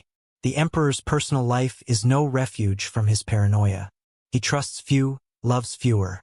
His wife and family become pawns in a game he cannot relinquish, their loyalties scrutinized, their actions interpreted as potential threats. Even his public appearances are calculated to remind Rome of his omnipotence. Grand processions, imposing ceremonies, and statues erected throughout the city, all symbols of authority, all instruments of psychological control. Domitian understood, the narrator reflects, that power is as much perception as it is force. Yet the human cost of Domitian's paranoia cannot be ignored. The execution of senators, the purging of perceived enemies, and the climate of fear create an invisible toll. Families live in silence, waiting for the knock at the door. The city's elite engage in constant calculation, unsure of whom to trust. Rome, so long accustomed to spectacle and hierarchy, now faces the suffocating weight of suspicion and surveillance. The narrator's voice darkens. The empire had survived fire, tyranny, and civil war, but fear is the longest shadow of all. Public works continue under Domitian's watch, paradoxically demonstrating both his capability and his cruelty. Temples are restored, the Forum is embellished, and roads are rebuilt. But each triumph is tainted by the emperor's demands for obedience and the ever-present fear of dissent. The people witness the grandeur but feel the underlying tension, a city caught between awe and terror. Gladiatorial games, previously a source of civic unity, now carry a dual meaning, celebration of empire and subtle reminder of the emperor's dominion over life and death. Domitian's tyranny reaches its peak in the final decade of his reign. He becomes increasingly isolated, relying on his freedmen and advisors, distrusting all who bear the title of senator. Trials and purges become almost ritualistic, a way to remind the elite that their survival depends entirely on his will. Yet even in this climate, his administrative skills remain exceptional. Rome's borders are secure, taxation efficient, and public projects impressive. The paradox is stark. The emperor who rules through fear is also the ruler who ensures stability. History often remembers Domitian as a tyrant, the narrator muses. But the machinery of the empire ran more smoothly than it ever had. Domitian's end, inevitable though sudden, comes through conspiracy. Senators, long oppressed and humiliated, plot in secret, leveraging the loyalty of palace guards who have grown weary of tyranny. One night, in a private chamber, the emperor is struck down by those closest to the conspirators, ending a reign defined by intelligence, paranoia, and cruelty. His death is both relief and tragedy, a liberation for the elite, a cautionary tale for history. The narrator speaks softly. Rome killed its tyrant not because he was weak, but because fear, unchecked, is a poison even the mighty cannot endure forever. In the aftermath, the Senate seeks to erase Domitian from memory, declaring him a public enemy and attempting to destroy his legacy. Yet monuments, laws, and the structures he built survive. The Colosseum, temples, and roads remain, silent witnesses to both his brilliance and his tyranny. The empire moves forward, scarred and cautious, having learned that authority requires balance, and that the shadow of fear, once cast, lingers long after the hand that wielded it is gone. The camera pans over the Palatine Hill at dusk, the city of Rome bathed in red gold light, statues casting long shadows over empty streets. The narrator concludes, voice low and reflective. Domitian was a man of extremes, intelligent, capable, cruel, and fearful. He ruled an empire that thrived even as it trembled beneath his gaze. In the end, Rome endured, but the lessons of tyranny and suspicion would echo through every marble corridor and every whisper in the Senate for generations to come. The screen fades to black, the echoes of the empire's heartbeat resonating like a warning. Greatness and fear are two sides of the same coin, and Rome has spent centuries learning how to balance them. Rome, scarred by decades of tyranny, fire, and civil war, now sought a new kind of ruler, a man whose greatness would be measured not by fear or spectacle, but by wisdom, justice, and the steady hand of reason. The death of Domitian had left a vacuum, but it also opened the door for a rare era in Roman history, the reign of the so-called Five Good Emperors. Nerva, Trajan, Hadrian, Antoninus Pius, and Marcus Aurelius would come to define a period in which the empire flourished, not through conquest alone, but through governance, philosophy, and a vision that placed Rome above the ambitions of any single man. This, the narrator begins, voice warm and reflective, was the empire at its most human, at its most enduring. The transition begins with Nerva, a man of gentle intelligence and prudence, chosen by the Senate in the shadow of Domitian's terror. Unlike his predecessors, he owed his rule not to blood or arms, but to consensus and compromise. At first, Nerva faced skepticism. The legions, accustomed to emperors who commanded through power and spectacle, doubted his strength. Yet he moved with quiet authority, demonstrating that an emperor could wield influence through justice rather than fear. He enacted reforms, redistributed land to the poor, and sought to stabilize an empire still wary of arbitrary rule. Nerva, the narrator says softly, proved that sometimes the greatest strength is the courage to govern with humility. The camera shifts to Trajan, whose ascent marks the beginning of Rome's territorial peak. A soldier emperor, Trajan brought the discipline of the battlefield to the administration of the state. He expanded the empire to its greatest geographic extent, reaching the rich lands of Mesopotamia, Dacia, and the Near East. Yet his campaigns were not mere displays of conquest. They were calculated, purposeful, and, at times, surprisingly humane. The captured territories were incorporated into the empire, local leaders co-opted, and public works established to integrate Rome's vast holdings. Trajan understood that conquest alone does not secure an empire, it must be governed. The narrator's voice reflects awe. He was a ruler who measured greatness not in victories, but in the lives improved by them. Hadrian, Trajan's adopted heir, represents a different vision. While Trajan sought to expand, Hadrian sought to consolidate. He traveled extensively throughout the provinces, personally inspecting fortifications, roads, and cities. The camera follows him from Britannia's windswept coasts to Egypt's sun-baked deserts, illustrating a ruler intimately connected to the land and people he governed. Hadrian built walls, literal and metaphorical, to protect Rome's borders, but he also fostered culture, erecting temples, theaters, and monuments that celebrated the empire's diversity. Philosophical and introspective, Hadrian was a thinker as much as a ruler, demonstrating that governance required empathy as well as strategy. Hadrian, the narrator muses, ruled not from the capital alone, but from the heart of his empire. Antoninus Pius continues this thread of measured governance. His reign is marked by internal stability, legal reform, and the maintenance of peace across Rome's extensive territories. He avoided the allure of war, preferring the slow, deliberate work of administration. The camera captures bustling forums, law courts in session, and citizens moving about their daily lives under a calm and predictable government. Antoninus' wisdom lies in restraint, in the recognition that sometimes the greatest challenge for an emperor is to resist temptation, the temptation to show off, to conquer, or to indulge personal whims. Pius ruled, the narrator observes, not with the sword, but with patience and foresight. Marcus Aurelius, philosopher and emperor, brings a deeply human dimension to this era. Known today as the Stoic ruler, Marcus Aurelius grapples with the weight of power while reflecting on mortality, duty, and the moral obligations of leadership. The camera pans across his study, sunlight falling on scrolls as he writes his meditations, contemplating the ephemeral nature of life and the responsibilities of command.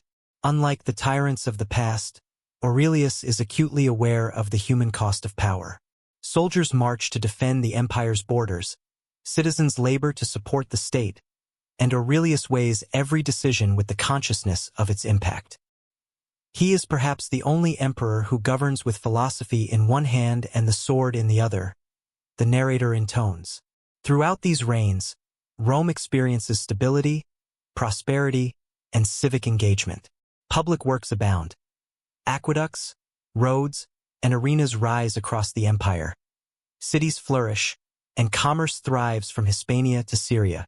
The legions are disciplined, yet loyal, their commanders respected rather than feared. The people, once terrorized by emperors' whims, now witness governance rooted in law, consultation, and reason. The camera sweeps over the markets, ports, and fields, emphasizing the human scale of the empire's achievements. Rome had learned, the narrator reflects, that the strength of an empire is measured not only in its conquests, but in the lives it sustains. Yet even this golden age is not without tension. Philosophical rulers must still contend with the practicalities of empire, rebellions, external threats, and the ever-present risk of corruption. Marcus Aurelius faces incursions along the Danube, and the Antonine plague spreads across the empire, claiming thousands of lives. The camera shifts to soldiers on the frontier, towns grappling with disease, and families mourning lost children. Despite these crises, the 5 good emperors demonstrate resilience, responding with a combination of military skill, public health initiatives, and moral fortitude. Even in adversity, the narrator notes, Rome's governance proved capable of enduring human frailty. The era of the 5 good emperors also emphasizes the power of succession through adoption rather than bloodline. Nerva's choice to adopt Trajan, Trajan's adoption of Hadrian, Hadrian's of Antoninus Pius, and Antoninus of Marcus Aurelius creates a remarkable continuity. Each ruler selects a successor based on merit and wisdom, rather than inheritance alone. This deliberate cultivation of capable leaders ensures stability, preventing the violent power struggles that had plagued the empire in earlier decades. In a world accustomed to chaos, the narrator whispers, they proved that foresight is the truest form of power. By the end of Marcus Aurelius' reign, the empire stands as a testament to the potential of enlightened rule. Though wars, plagues, and human ambition still challenge Rome, the governance, philosophy, and foresight of these emperors leave a legacy of civic stability and moral contemplation. The camera lingers over the Tiber at dusk, the forum bathed in golden light, statues casting long shadows. The narrator concludes with quiet reverence. For a fleeting moment, Rome glimpsed the possibility of perfect governance. Rulers who tempered power with wisdom, ambition with restraint, and the might of empire with the conscience of humanity. It was a lesson written not in blood, but in the enduring order of civilization itself. The screen fades to black, leaving the faint echo of the city's heartbeat. a civilization that has learned the value of balance, foresight, and the quiet strength of human decency. The death of Marcus Aurelius in 180 AD marked the end of an era. Rome, which had flourished under the steady hand of the five good emperors, now faced a challenge far different from foreign invasions or civil war. His son, Commodus, ascended the throne, a young man untested, pampered, and obsessed with grandeur. The philosophical stability that had guided Rome vanished almost overnight, replaced by self-indulgence, cruelty, and a thirst for spectacle. The narrator begins with a quiet, foreboding tone. Empires can survive tyrants, invasions, and fire, but when virtue dies at the heart of power, the decay is slow, insidious, and unforgettable. Commodus was fascinated not by governance or duty, but by his own reflection in the mirror of the world. He saw himself as a reincarnation of Hercules, dressing in lion skins, wielding clubs, and imagining his divinity in daily life. Senators, generals, and advisors tried to guide him, whispering reason and restraint, but the young emperor ignored them. Rome, accustomed to rulers who balanced intellect with ambition, now witnessed a monarch consumed by ego. The camera lingers on Commodus striding through the marble halls of the Palatine, surrounded by sycophants who laughed at every joke and flattered every whim. He ruled not as a servant of Rome, the narrator observes, but as a god who demanded worship. The early signs of decay were subtle, almost theatrical. Commodus introduced games in which he fought as a gladiator, stepping into the arena to perform feats of strength against animals and men alike. Citizens watched in awe and horror as the emperor, protected by secret ropes and shields, staged victories that celebrated himself rather than Rome. In these performances, the narrator murmurs, power became spectacle, and spectacle became madness. He spent enormous sums on these displays, draining the treasury and destabilizing the delicate economy his father had nurtured. Corruption spread through the court like wildfire. Freedmen, favorites, and ministers manipulated the emperor's whims for wealth and influence. Senators were humiliated, exiled, or executed on arbitrary accusations, often framed as conspiracies. No one dared oppose him openly, for fear of death. The camera captures secret meetings in shadowed corridors, whispered negotiations, and the silent terror that permeates Rome's elite. The narrator continues. Fear replaced respect, and loyalty was bought with gold or blood. Commodus' paranoia extended even to his family. Advisors reported on the actions of his mother, Marcia, his sister, and his closest companions. He saw enemies in friends and friends in shadows, creating a court rife with betrayal, suspicion, and murder. The emperor's mind became a labyrinth of fear and desire, where no one was safe, and no decision was free from manipulation. Rome, the narrator reflects, had traded the measured hand of philosophy for the tyrant's caprice, and the city shivered beneath it. Yet the decay was not only political but moral. Commodus' obsession with self-glorification alienated the people and destabilized the social fabric of the empire. Laws were ignored, justice perverted, and discipline in the legions undermined. The camera shifts to streets teeming with tension, merchants uncertain of protection, soldiers disillusioned with their commander, and ordinary citizens witnessing both spectacle and suffering. Commodus transformed Rome's traditions into theater, worshipping himself as a living god, while the empire crumbled quietly beneath the weight of his vanity. The narrative delves into Commodus' psychological unraveling. He began renaming months after himself, appearing in public as Hercules, and believing in his invincibility. He staged elaborate rituals, often involving extreme cruelty to animals and prisoners. The camera captures his face, half lit by torchlight, as he watches victims suffer, smiling at the suffering and the adoration alike. He was intoxicated with power, the narrator whispers, and power, when drunk upon, transforms the ruler into a monster. Rebellion simmered beneath the surface.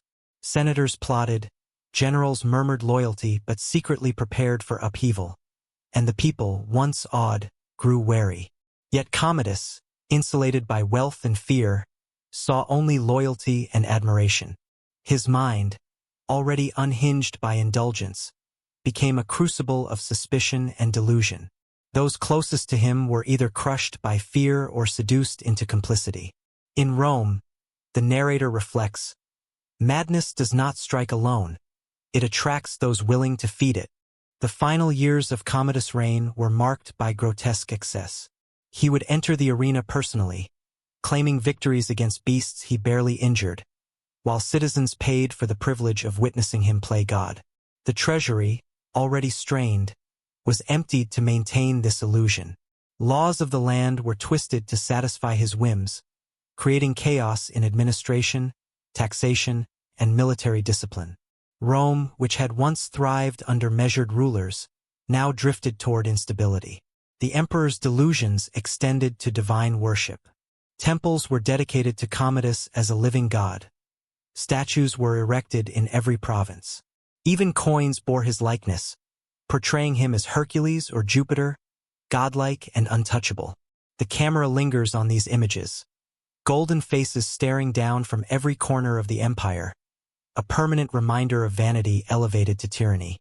The narrator comments, when a ruler confuses himself with a god, the empire learns humility in the only way it can, through suffering. Conspiracies grew, secret plots multiplied, and trust vanished. One night, a small group of conspirators, including Marcia and members of his inner circle, struck. The camera captures tense shadows, whispered commands, and the final act. Commodus is strangled quietly in his private quarters, ending a reign that had begun with opulence and ended in paranoia and moral decay. The narrator speaks softly.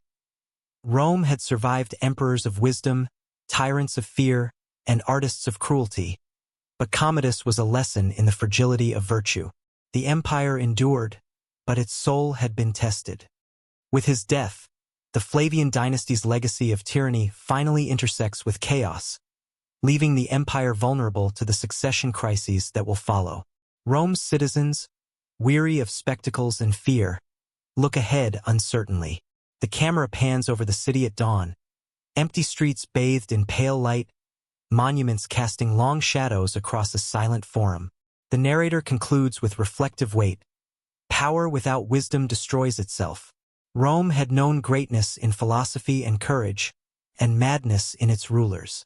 It would learn, again and again, that the fate of the empire rests as much on the mind of the emperor as on the strength of its legions. The screen fades to black, the distant echo of a once great civilization whispering through the empty streets, a warning etched into the stones for all who follow. The death of Commodus in 192 AD plunged Rome into a period of uncertainty and vulnerability. The empire, once steady under the guidance of the 5 good emperors, now faced a succession of rulers whose authority was often fleeting and whose power was fragile. The Senate, weakened by decades of manipulation, struggled to assert influence, while the legions, loyal to neither state nor senate, but to their pay and their generals, became arbiters of imperial power.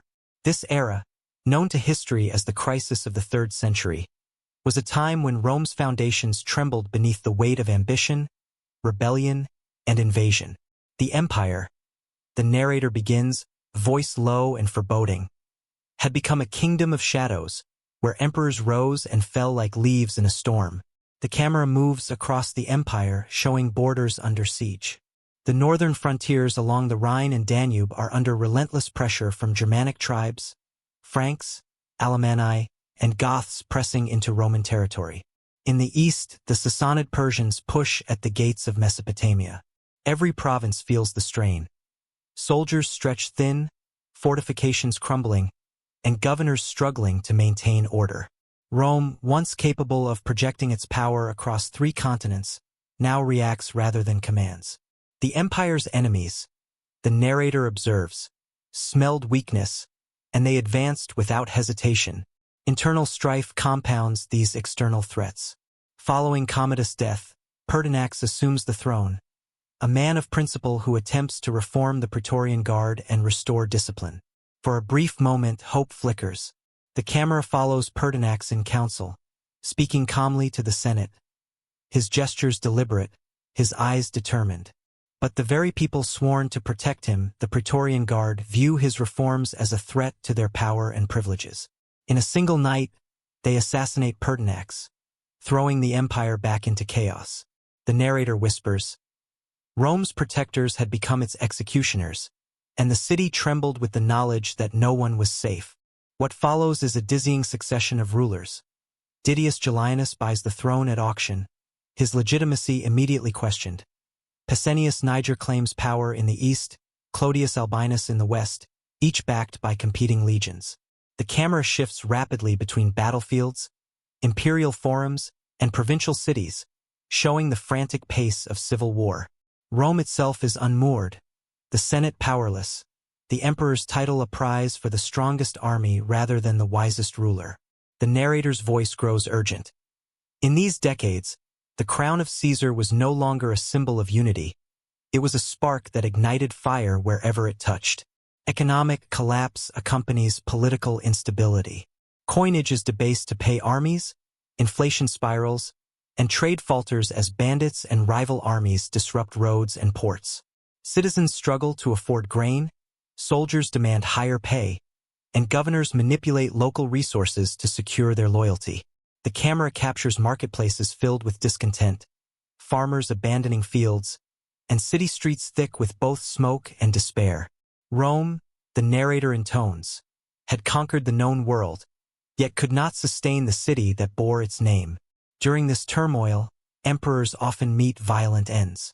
Many reign only months or years before being overthrown, murdered, or defeated in battle. The camera lingers on the chaos of a Roman camp.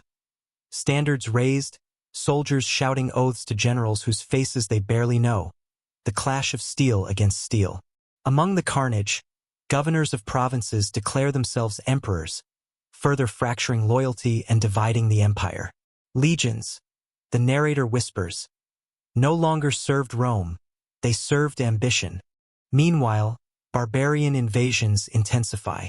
Along the Rhine and Danube, tribes raid villages and towns, burning and looting with impunity.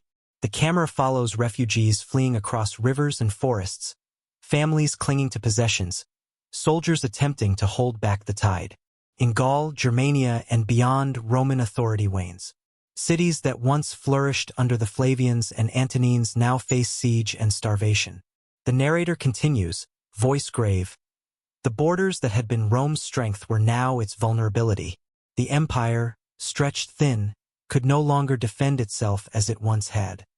Amid the chaos, some emperors achieve brief victories. Aurelian, emerging decades later, reconquers lost provinces, defeats rebel armies, and stabilizes parts of the empire. But each success is fleeting. The camera captures dramatic battle sequences. Cavalry charging, infantry clashing, flames consuming outposts, and the blood-streaked mud of defeated legions. Yet even these temporary triumphs cannot halt the underlying rot. The empire has become a house of cards, each ruler holding it together only by the fragile loyalty of soldiers and the fear of enemies. The psychological toll on Rome's citizens is immense. Ordinary people witness constant upheaval, new emperors, new taxes, and new threats on a near-annual basis. Markets fail, roads are unsafe, and whispers of betrayal fill the streets. Families live in fear not only of invading armies but of soldiers passing through, hungry for plunder. The camera shifts to domestic scenes. A mother shielding her children from the soldiers, merchants hiding valuables beneath floorboards, governors negotiating desperately to prevent massacre. Civilization survives by habit, the narrator reflects, but habit cannot withstand ceaseless chaos. The empire fragments in perception if not yet in geography. Gallic, Palmyrene, and other regional leaders establish semi-independent realms, each declaring loyalty to a self-styled emperor while Rome struggles to assert control. The camera sweeps over the Palmyrene towers, Gallic forts, and the eastern deserts, emphasizing how Rome's image of power is eroding. Yet the city itself, though battered, remains iconic, a symbol of resilience even amid vulnerability. Rome was more than an emperor, the narrator muses. It was an idea, and ideas can endure longer than men. By the end of the 3rd century, the crisis has tested the empire in ways both brutal and profound. The rapid succession of emperors, the barbarian pressures, the economic collapse, and the constant civil wars reveal the fragility of even the greatest civilization. Yet through it all, Rome survives, not because of a single ruler, but because its institutions, legions, and citizens adapt, improvise, and endure. The narrator concludes, voice measured yet somber. Rome was an empire under siege, by enemies outside and inside, by greed and ambition, by fire and famine. Yet it endured because an empire is more than one man. It is a civilization resilient enough to rise from chaos. The screen fades to black as the wind sweeps over the ruins of frontier forts and burned villages.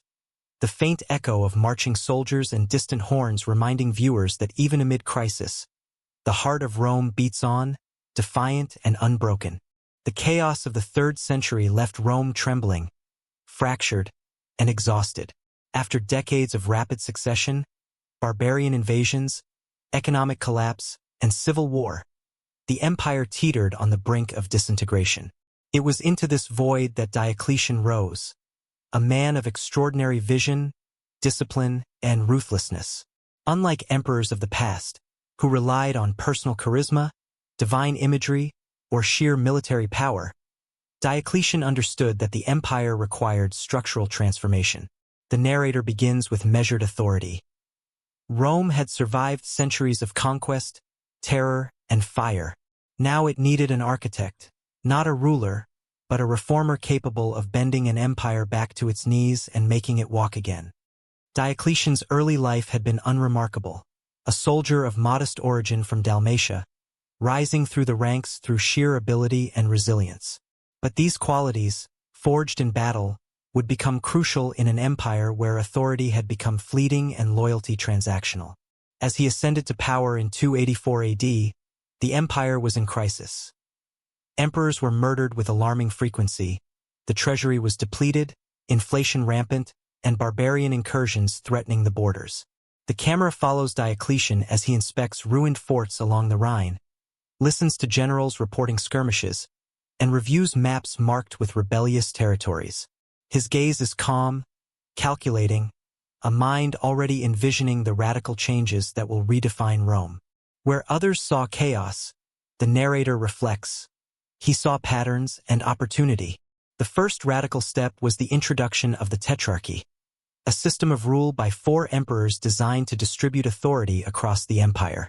Diocletian declared himself Augustus of the East, appointing Maximian as Augustus of the West, and later, 2 Caesars to act as junior emperors and successors. This unprecedented division was not merely political. It was psychological. By sharing power, Diocletian reduced the deadly competition that had plagued imperial succession for decades. Soldiers would swear loyalty to multiple rulers, ensuring that no one general could seize the entire empire.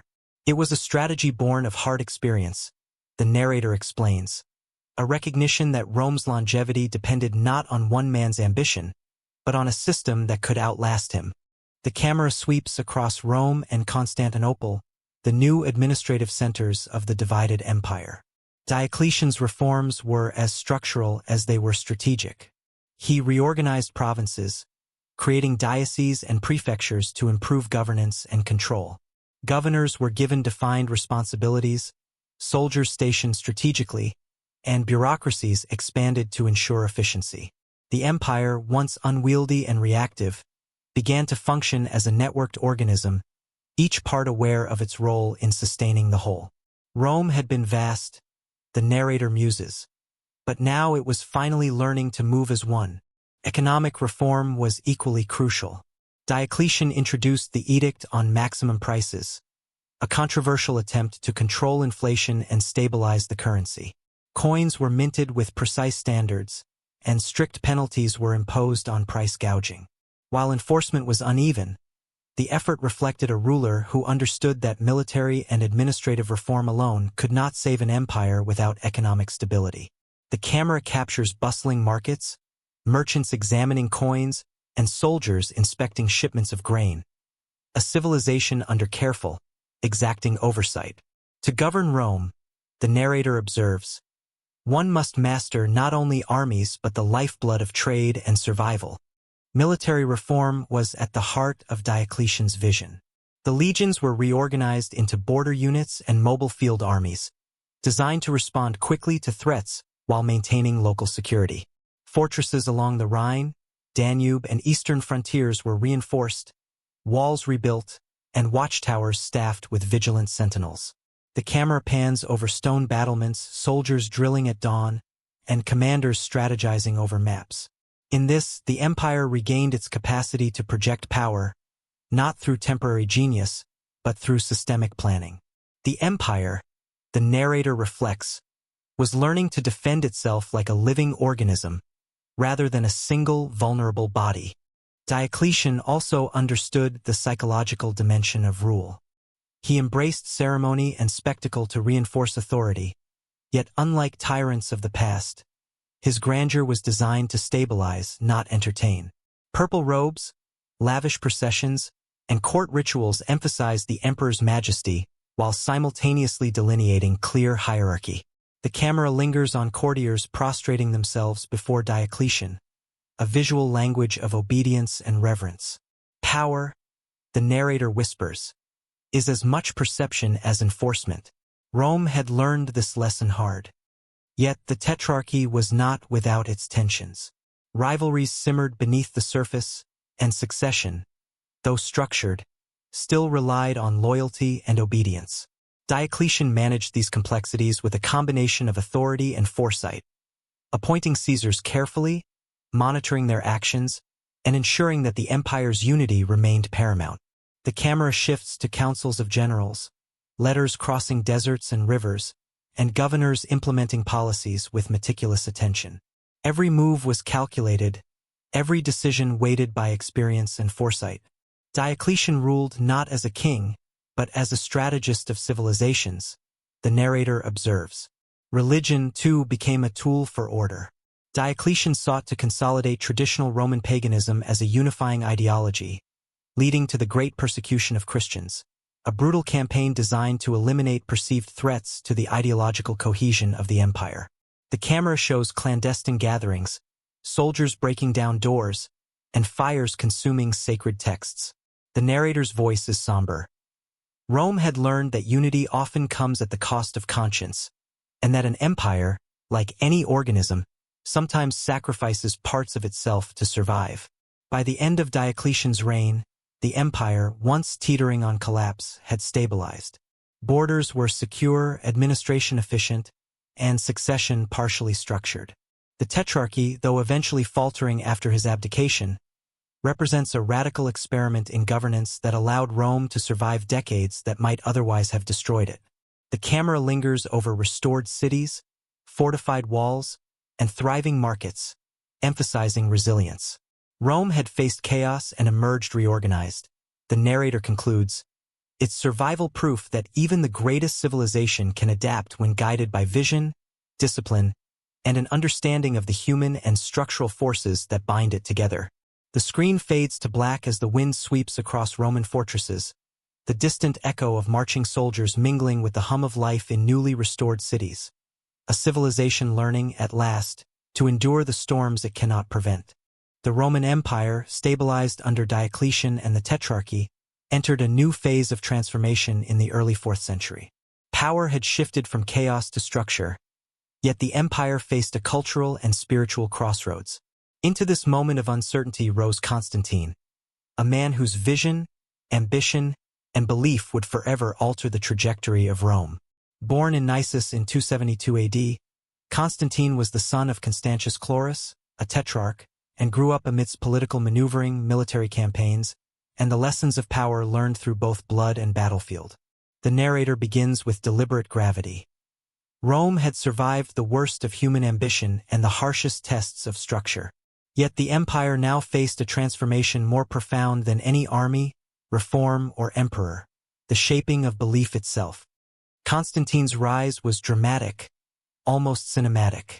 Following the death of his father in 306 AD, the legions in Britain acclaimed Constantine as emperor. Immediately, he faced a fractured empire with rival claimants to the throne, each supported by their own armies. The camera shifts between fortress walls, legions on the march, and shadowed council chambers in Rome, Ravenna, and Nicomedia. The stakes are immense. The emperor who could unify the empire under both force and legitimacy would determine its future. Constantine, known for both strategic brilliance and relentless ambition, begins to maneuver through this dangerous political landscape with precision and calculation.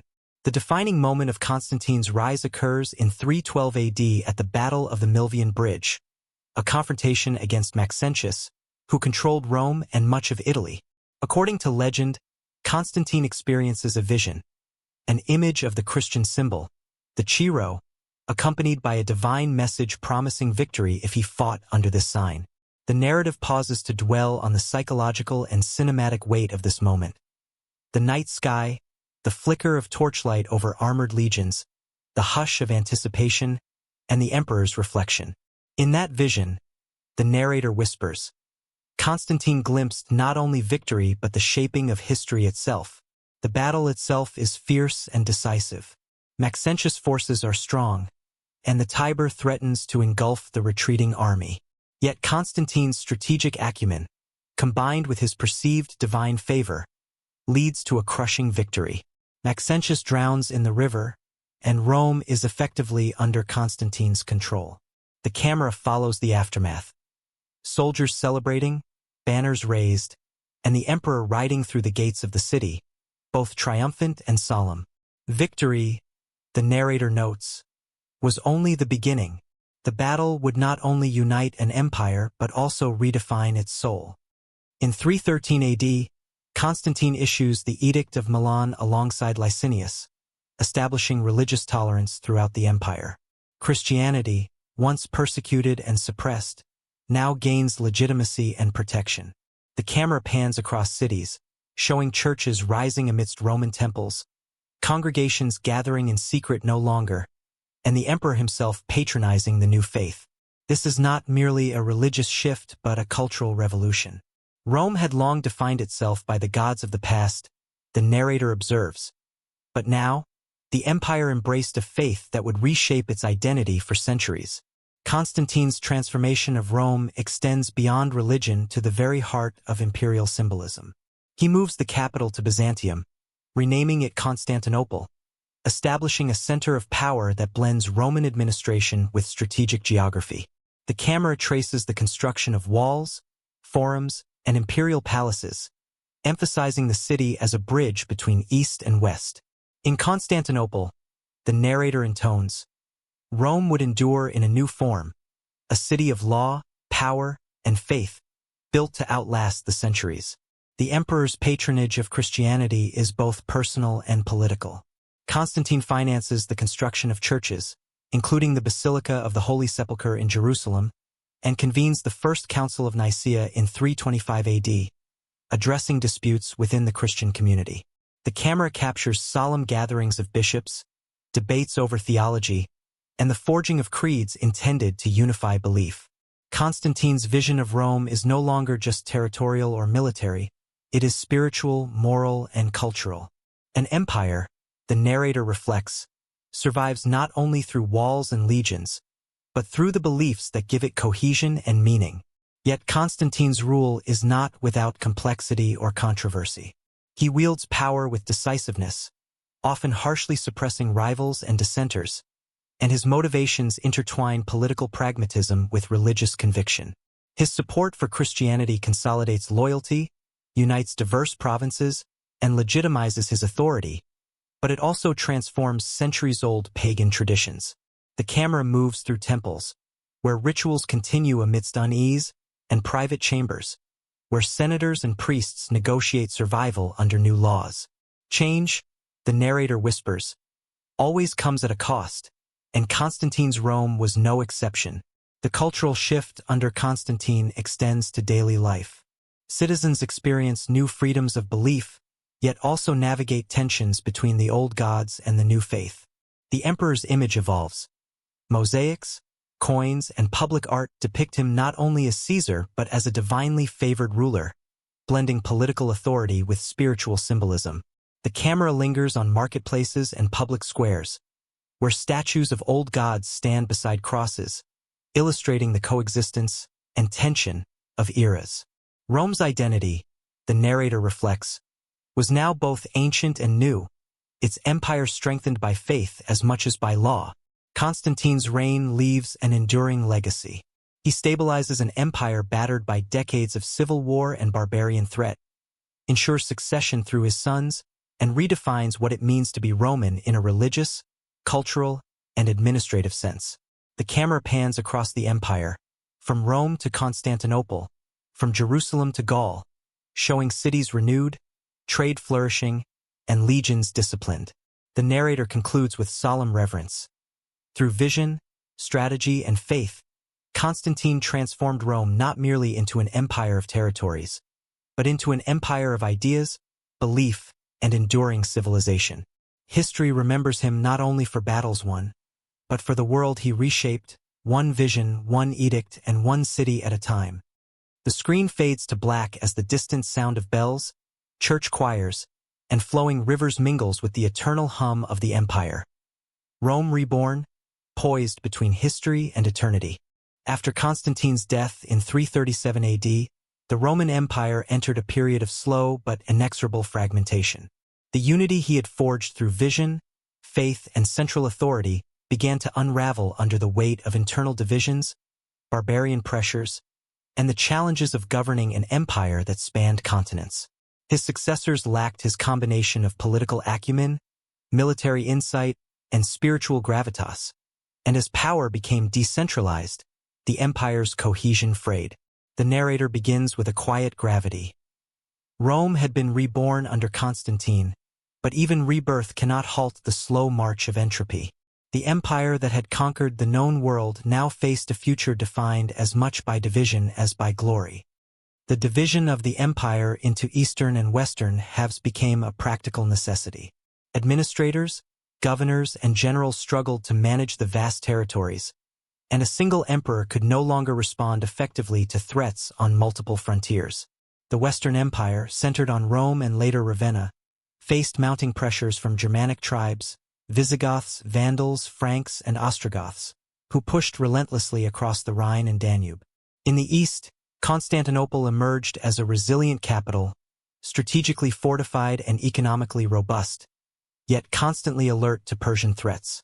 The camera shifts between snowy northern forests, the banks of the Danube, and the bustling harbors of the eastern Mediterranean, highlighting the geographic and political disparities between the two halves. The Western Empire's decline was gradual but catastrophic. Administrative inefficiency, economic instability, and a reliance on mercenary forces eroded the authority of the central government. The legions, once loyal to Rome, increasingly answered to generals or regional leaders, creating a fragmented chain of command. Cities weakened, trade faltered, and the treasury strained to maintain armies that were both essential and unreliable. The narrator observes, power in the West became a fragile illusion, defended more by hope than by force. Barbarian incursions intensified during the 4th and 5th centuries. The Visigoths, fleeing the Huns, sought refuge within Roman borders, only to be betrayed and mistreated, sparking the rebellion that culminated in the Battle of Adrianople in 378 AD. The Roman army suffered a devastating defeat, with Emperor Valens killed in battle. The camera lingers on the aftermath. Corpses strewn across the field, fleeing civilians, and the shattered morale of the empire's military. Rome had conquered the known world, the narrator whispers, but a tide of fear and desperation now surged against its gates. As the Western Empire faltered, internal decay accelerated. Corruption, weak leadership, and the loss of civic cohesion left cities vulnerable.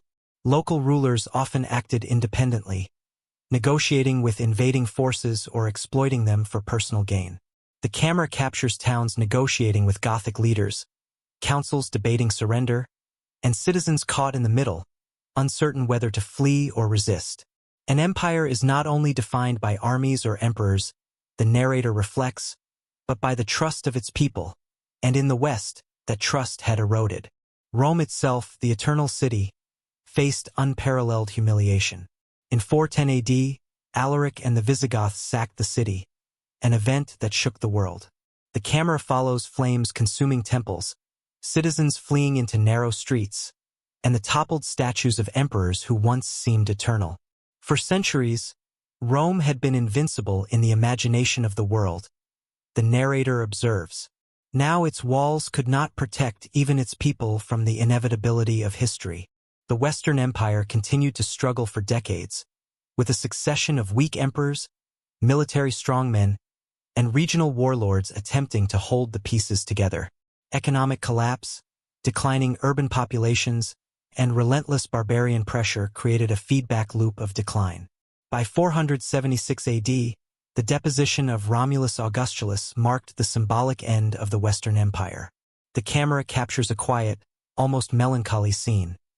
The young emperor escorted from the palace, soldiers dispersing, and the once mighty administrative machinery reduced to whispers and ruins. The West had fallen, the narrator reflects softly, not through a single battle, but through the slow erosion of authority, faith, and cohesion.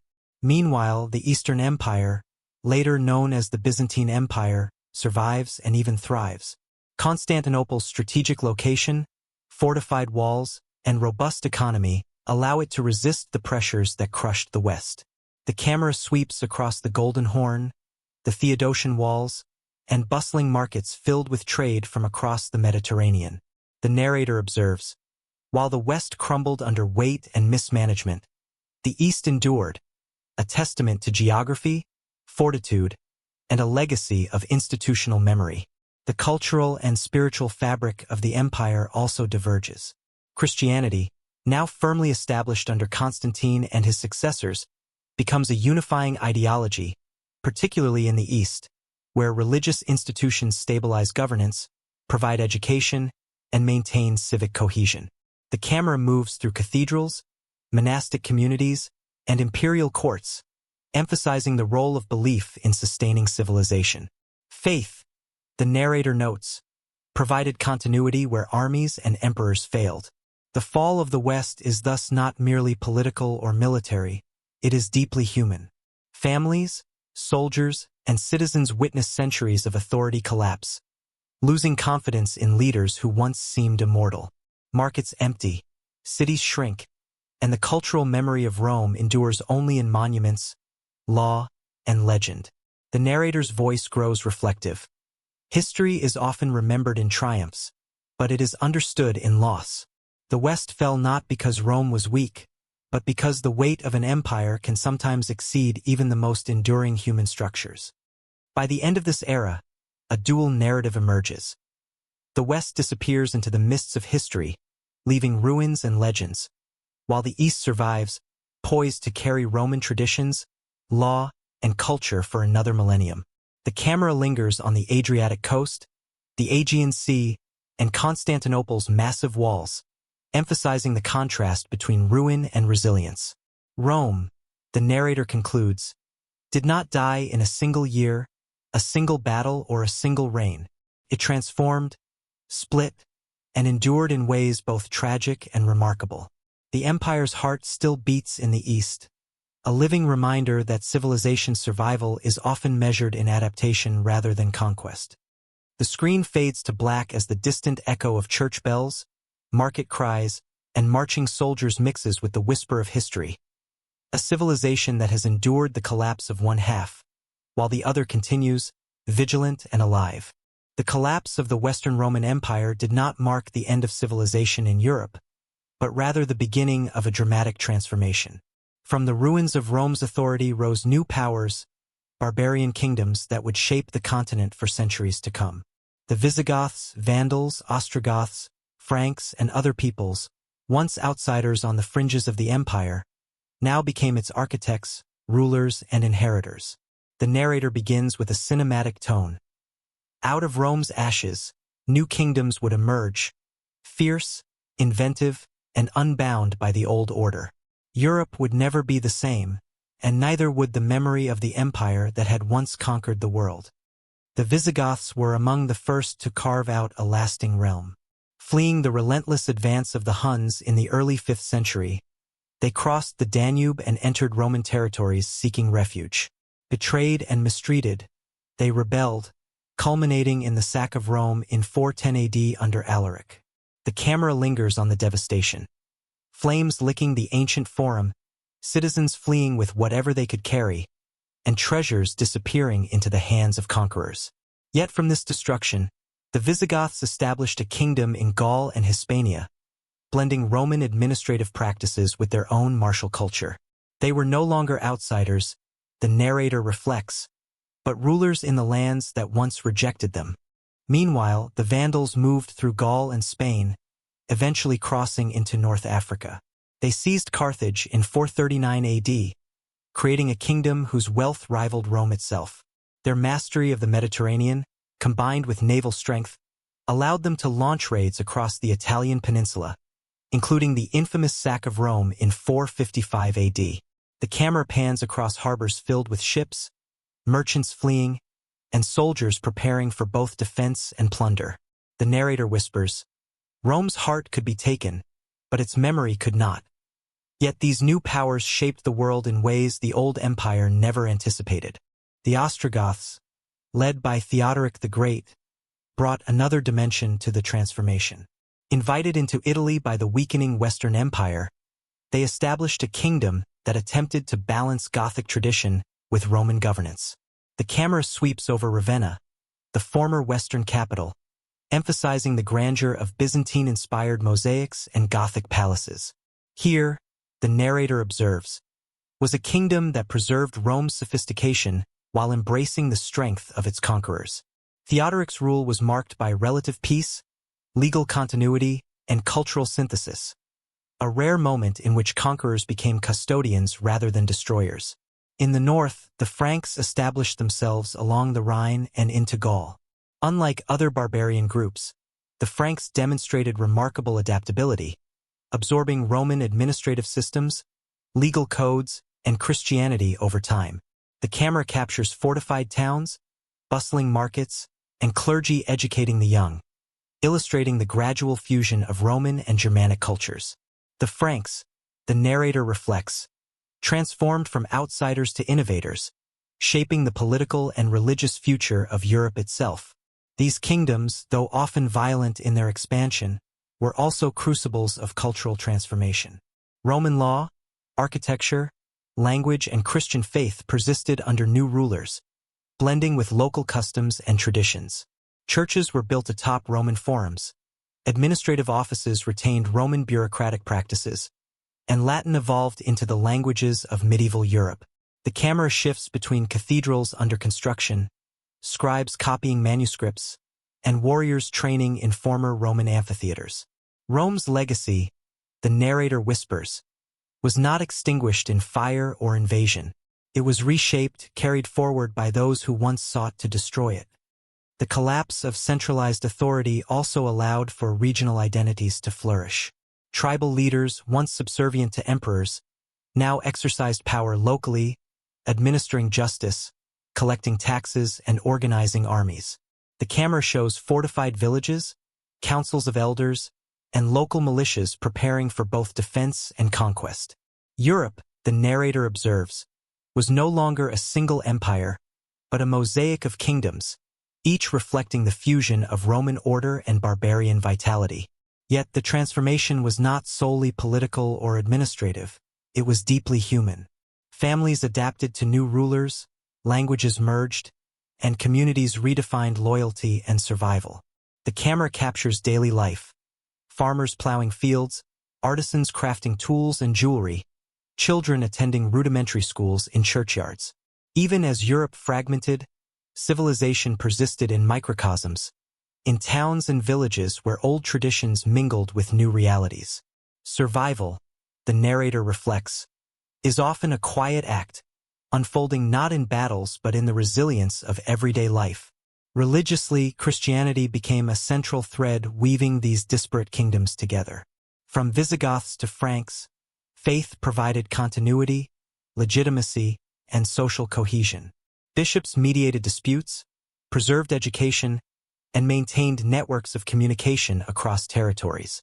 The camera follows processions, synods, and ceremonies that both inspire awe and unify communities. Where armies could not impose order, the narrator notes, faith sustained it, binding conqueror and conquered in a shared vision of society. Over time, the interplay of Roman heritage and barbarian innovation sets the stage for medieval Europe. Gothic fortresses blend with Roman roads. Germanic codes of law reference Roman principles. Latin evolves into French, Spanish, and Italian, carrying the memory of empire into the vernacular.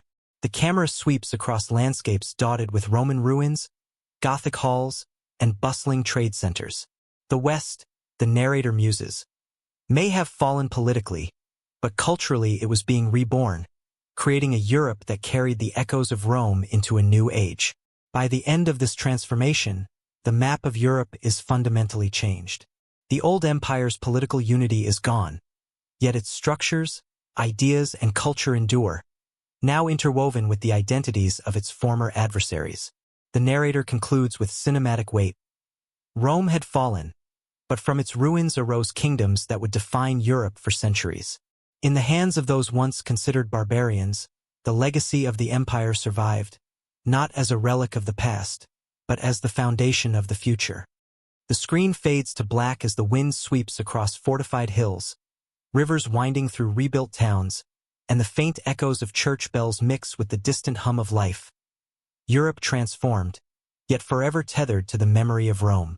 The Eastern Roman Empire, which historians would later call the Byzantine Empire, emerged from the collapse of the western half as a resilient and dynamic civilization. While the West fragmented into barbarian kingdoms, the East maintained a continuity of governance, culture, and military might, anchored by its magnificent capital, Constantinople. Strategically positioned on the Bosporus, Constantinople was both a gateway between Europe and Asia and a fortress against invasion. The narrator begins with a tone of reverent awe. While Rome in the West had crumbled, in the East a new empire endured, preserving the legacy of centuries and transforming it into something both familiar and unprecedented. The Byzantine Empire drew upon the traditions of Rome, yet evolved in response to new challenges. Administration was centralized and sophisticated, with a bureaucracy capable of managing taxes, military logistics, and legal systems across vast territories. The camera pans over Constantinople's marble palaces, the hippodrome filled with citizens cheering for chariot races, and markets bustling with goods from Africa, Asia, and Europe. Here, the narrator observes, Rome's spirit endured not only in law and language but in the daily rhythm of a thriving metropolis. Military organization remained essential to survival. Fortifications along the empire's frontiers, particularly the Danube and Euphrates, were reinforced with walls, watchtowers, and garrisons trained in rapid response. The camera follows soldiers drilling at dawn, patrols moving silently through forests, and the construction of massive defensive chains across harbors to deter enemy fleets. The East learned from the mistakes of the West. The empire could not rely solely on luck or charisma, but on strategy, engineering, and discipline. The empire, the narrator reflects, was a living organism, fortified against both external and internal decay. Under the reign of Justinian I in the 6th century, the Byzantine Empire reaches a new height of ambition and transformation. Justinian sought not only to defend the empire but to restore the Roman world, reasserting control over former Western territories. The camera moves from Constantinople to the ruins of North Africa, Italy, and parts of Spain, showing military campaigns that blend heroism, strategy, and ruthless efficiency. The conquest of the Vandal kingdom in North Africa and the Gothic territories in Italy is dramatic, yet the challenges of logistics, disease, and local resistance highlight the fragility underlying even apparent triumphs. Justinian's campaigns, the narrator whispers, demonstrate both the audacity of vision and the peril of ambition. Beyond conquest, Justinian is remembered for his profound legal and cultural achievements. The Corpus Juris Civilis, or Justinian Code, consolidates centuries of Roman law into a coherent system, providing a framework that would influence Europe for a millennium. The camera captures scribes laboring over manuscripts, judges deliberating in marble halls, and citizens engaging with laws that now define justice and rights. Rome's wisdom, the narrator reflects, was distilled into law, preserving civilization itself against the entropy of time. Architectural innovation flourished as well. The construction of the Hagia Sophia, a monumental church of unprecedented scale and beauty, becomes both a symbol of imperial power and divine aspiration. The camera follows masons raising arches, artisans creating mosaics, and sunlight filtering through vast domes, illuminating an awestruck congregation. In stone and glass, the narrator muses. The Byzantine Empire proclaimed that it was not merely surviving but transcending, building a legacy for eternity. Yet the empire's endurance is not without trials. Plagues, particularly the devastating Justinianic plague, claimed thousands of lives, straining the economy and military alike. The camera shifts to crowded streets, coffins carried through markets, and citizens hiding in homes, illustrating the human cost of survival. External threats persist as well. Persians, Slavs, and later Arab forces challenge Byzantine borders, requiring constant vigilance. The narrator's voice grows solemn. Even an empire built on stone, law, and faith is vulnerable to the invisible forces of disease, famine, and relentless enemies. Cultural continuity and transformation define Byzantine society. Greek and Roman traditions merge with Christian ideology, creating a civilization distinct yet deeply connected to its Roman roots. Art, literature, and scholarship flourish within monasteries and courtly circles, preserving knowledge of classical antiquity while fostering theological and philosophical innovation. The camera captures illuminated manuscripts, scholars debating in candlelight, and artisans crafting intricate mosaics that reflect both imperial power and spiritual devotion. Knowledge and faith, the narrator whispers, became the twin pillars of an empire determined to endure beyond the fleeting reigns of emperors. The Byzantine military and political system relies on a delicate balance between central authority and local governance. Provincial leaders, while subordinate to the emperor, wield significant autonomy, ensuring the efficient administration of distant territories. The camera shows governors reviewing accounts, generals training local militias, and messengers traversing vast distances with imperial decrees. Hierarchy, discipline, and communication, the narrator observes, were the arteries through which the lifeblood of Byzantium flowed. Religious authority intertwines deeply with political power. The emperor is not merely a secular ruler, but also a protector and promoter of orthodoxy, ensuring cohesion across diverse populations. Church and state operate in tandem, reinforcing loyalty and providing stability. The camera lingers on the Patriarch of Constantinople presiding over a ceremony, clergy guiding citizens in ritual, and imperial decrees integrating faith into governance. In Byzantium, the narrator notes, spiritual unity was a shield as powerful as any wall or legion. By the end of Justinian's reign, the Byzantine Empire has demonstrated its capacity to preserve, transform, and even restore much of the Roman world. Despite external pressures, plagues, and internal rebellion, Constantinople endures as a symbol of resilience. The camera pans over city walls, bustling harbors, and gleaming churches, emphasizing the continuity of civilization amid chaos. The Empire of the East, the narrator concludes, reminds us that even when the West falls, the spirit of Rome can endure, adapt, and illuminate the world for centuries to come. The screen fades to black as the distant hum of Constantinople's streets mixes with the tolling of church bells, the splash of waves against the Golden Horn, and the quiet persistence of an empire that carries the legacy of Rome forward into an uncertain but enduring future. Long after the political structures of Rome had crumbled in the West, the empire's legacy endured in ways both profound and pervasive.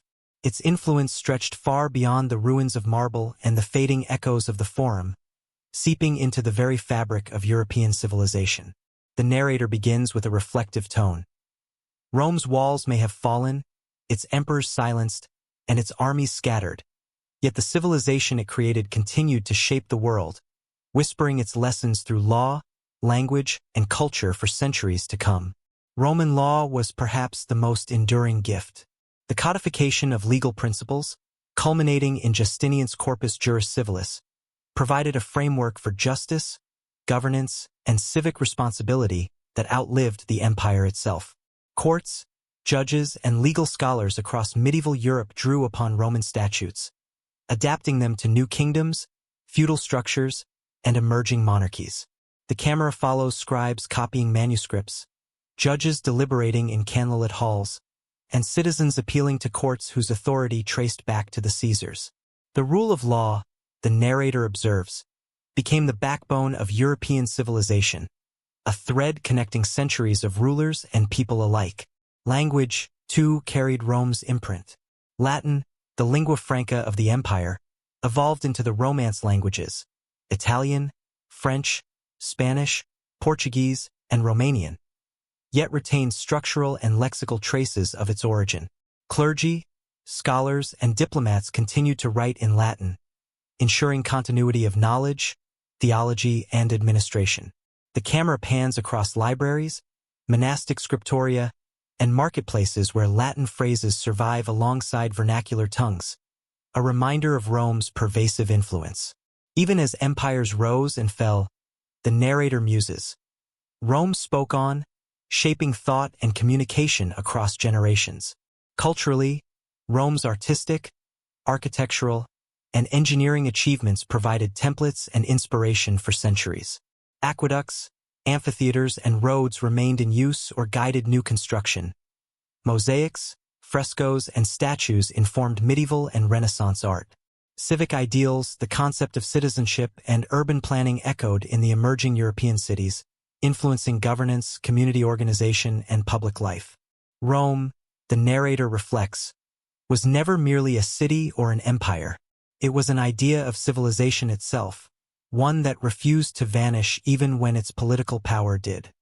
Through law, language, and culture, Rome became the invisible architecture of the medieval world. Its principles guided rulers, educated minds, and framed societies, providing stability amid the turbulence of barbarian invasions, feudal conflicts, and shifting borders. The narrator concludes with quiet reverence. Empires fade, kings fall, and walls crumble, but civilization endures through the ideas, the laws, and the words left behind.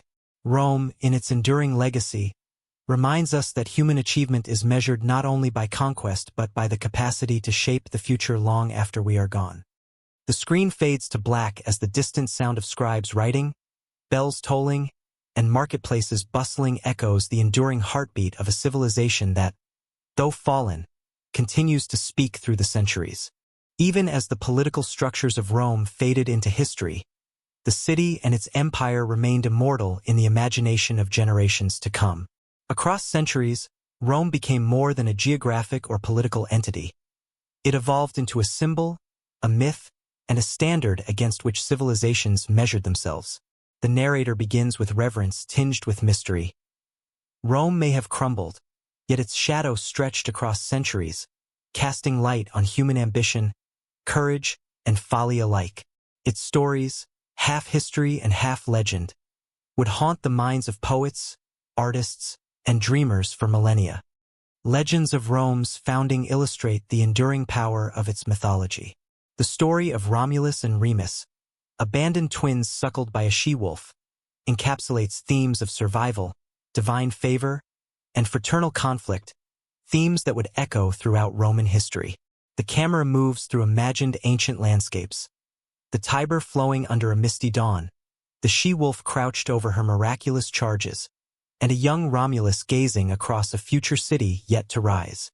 In these tales, the narrator reflects, Rome claimed not only the land but the imagination, teaching that even the smallest spark can ignite greatness. Historical figures became legendary, their lives mythologized and moralized for generations. Julius Caesar, Augustus, and Marcus Aurelius were remembered not only for conquest or governance, but for embodying ideals, virtues, and cautionary lessons. The camera lingers on statues and frescoes. Caesar in triumph, Augustus surveying Rome, Marcus Aurelius in meditative solitude. History and legend intertwined, the narrator notes, creating larger-than-life images that inspired rulers, scholars, and poets long after the empire's decline. Rome's enduring image also influenced literature and philosophy. From Dante's Divine Comedy to Machiavelli's writings, Rome served as a backdrop, reference, and cautionary tale.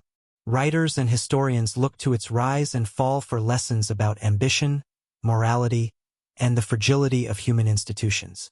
The camera drifts across candlelit libraries, manuscripts being copied, and scholars debating over maps of the empire. Rome became both mirror and warning. The narrator muses, a civilization whose lessons were preserved in words, images, and ideas. Even in art and architecture, Rome's mythic resonance persisted. Renaissance painters resurrected classical ideals, while architects borrowed columns, domes, and forums, evoking the grandeur and authority of the past. The camera showcases sweeping frescoes, colonnaded halls, and intricate mosaics inspired by Roman forms. To recreate Rome, the narrator observes, was to invoke the eternal, a bridge between mortality and the timeless. Rome also persisted in collective imagination as a model of eternal power and human aspiration. Monarchs and emperors throughout Europe styled themselves as heirs to Rome, adopting titles, legal codes, and ceremonial practices that linked them to the empire's legendary authority. The camera follows coronations, royal courts, and emblems bearing the eagle of Rome, illustrating a symbolic inheritance that transcended geography. Rome endured, the narrator reflects, not in armies or coins, but in the dreams and ambitions of those who would succeed where it once ruled. Ultimately, the legend of Rome became a lens through which humanity contemplated empire, civilization, and legacy. Its stories, both true and imagined, taught lessons of ambition, courage, folly, and endurance. The camera pans across ruins at sunset, faint echoes of marching legions mingling with whispers of scholars and dreamers centuries later. Rome's myth, the narrator concludes, reminds us that history is not only what was but what we choose to remember, honor, and aspire to become. It is eternal because it lives in the human imagination. The screen fades to black, leaving only the soft sounds of wind through marble ruins, distant echoes of triumphal arches, and the whisper of a civilization whose stories will never be forgotten. Rome, in all its glory, brutality, and brilliance, leaves behind a lesson that transcends centuries. Its rise and fall, the triumphs of emperors, the audacity of generals, the endurance of laws and ideas, all speak to the delicate balance between human ambition and the forces that shape history. The narrator begins with quiet reverence. Rome was more than stone and conquest. It was the heartbeat of civilization, a mirror of human nature, and a testament to the fragility and resilience of empire. To study Rome is to study ourselves. The story of Rome is one of paradox. It created monumental achievements, roads that connected continents, aqueducts that defied gravity, laws that guided societies long after its political power waned. Yet it also fell victim to human weakness. Greed, ambition, betrayal, and the inability of leaders to reconcile personal desire with the needs of the whole. The camera moves across crumbling aqueducts, deserted amphitheaters, and ruined forums, emphasizing both the permanence of human ingenuity and the impermanence of human authority. Rome teaches us, the narrator reflects, that greatness is not eternal unless it is continually nurtured, defended, and guided by wisdom. Perhaps the most enduring legacy of Rome is its human story, the triumphs and tragedies, the moral dilemmas, and the sheer scale of human endeavor. Emperors like Augustus, Trajan, and Constantine navigated immense challenges, while citizens and soldiers lived, loved, and struggled under the weight of empire. The camera captures imagined moments. A soldier sharpening his sword at dawn, a mother sheltering her children from a marauding army, a senator debating justice and loyalty. These are the threads that make Rome resonate through time, the human stakes that rise above dates and battles. Rome's story, the narrator whispers, is a tapestry of lives, ambitions, and choices, woven together across centuries. Rome also demonstrates the enduring power of ideas. Law, governance, architecture, language, and culture outlived the empire's political structures. Even the fall of the Western Empire did not erase Rome's influence, which persisted in Europe, the Mediterranean, and beyond. Its myths, legends, and historical narratives became the foundation for literature, philosophy, and art for millennia. The camera lingers on medieval manuscripts, Renaissance cathedrals, and modern civic buildings inspired by Roman ideals. Rome lives not only in ruins, the narrator observes, but in the way humanity imagines, organizes, and aspires. The collapse of the West and the survival of the East highlight another lesson. Resilience requires adaptation. Constantinople thrived for centuries as the Byzantine Empire, demonstrating that an empire's endurance depends not solely on military might, but on vision, structure, and culture. The camera pans across the Golden Horn, fortified walls, and bustling markets, emphasizing continuity amid change. Rome adapted, the narrator notes, and in adaptation, it discovered a form of immortality. Yet Rome's story also carries a cautionary note. Empires can be undone by internal decay as surely as by external threats. Greed, corruption, and the concentration of power can erode even the strongest state. The camera shifts to imagine Senate chambers, empty streets, and abandoned fortresses, symbolizing the consequences of neglect, hubris, and the fragile nature of authority. History remembers, the narrator intones, those who fail to learn from the past, and Rome's fall is a warning echoing through time. Ultimately, the empire's greatest gift is perspective. It teaches that power, while formidable, is fleeting, that civilization is fragile yet resilient, and that human achievement is measured not only by what is built, but by what survives in thought, culture, and collective memory. The camera moves through layered scenes. Ancient ruins, Byzantine mosaics, medieval manuscripts, and modern cities reflecting Roman influence. Rome, the narrator concludes, endures because it is remembered, studied, and revered. Its triumphs inspire, its failures caution, and its very existence reminds us of what humanity can achieve and what it risks losing. The screen fades to black as the soft echoes of history. Marching legions, bustling marketplaces, distant church bells, and the whisper of scholars blend into silence. The narrator's final words linger. Rome is eternal not because it could never fall, but because its story never stops being told. And perhaps, in understanding Rome, we understand the enduring spirit of civilization itself. Even as centuries passed, Rome's shadow stretched far beyond the borders of its former empire. Its roads, laws, language, and ideals became the foundation of Europe and the Western world, influencing governments, scholars, and artists for millennia. The ruins of temples and forums whisper stories of ambition, courage, and human folly, reminding us that civilization is built not just of stone, but of ideas, faith, and resilience. Rome endures in memory, myth, and imagination, a testament that even when empires fall, their spirit can shape the future. Its story is eternal, a mirror reflecting humanity's potential and fragility. Rome's story, though centuries old, continues to live in the pulse of civilization. Its roads still guide our journeys, its laws shape justice, and its language speaks through scholarship and science.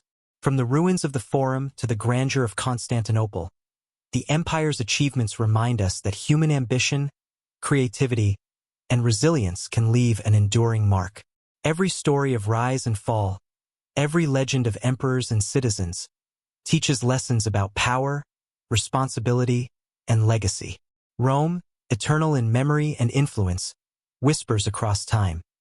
The past is never truly gone, and its lessons shape the present and future.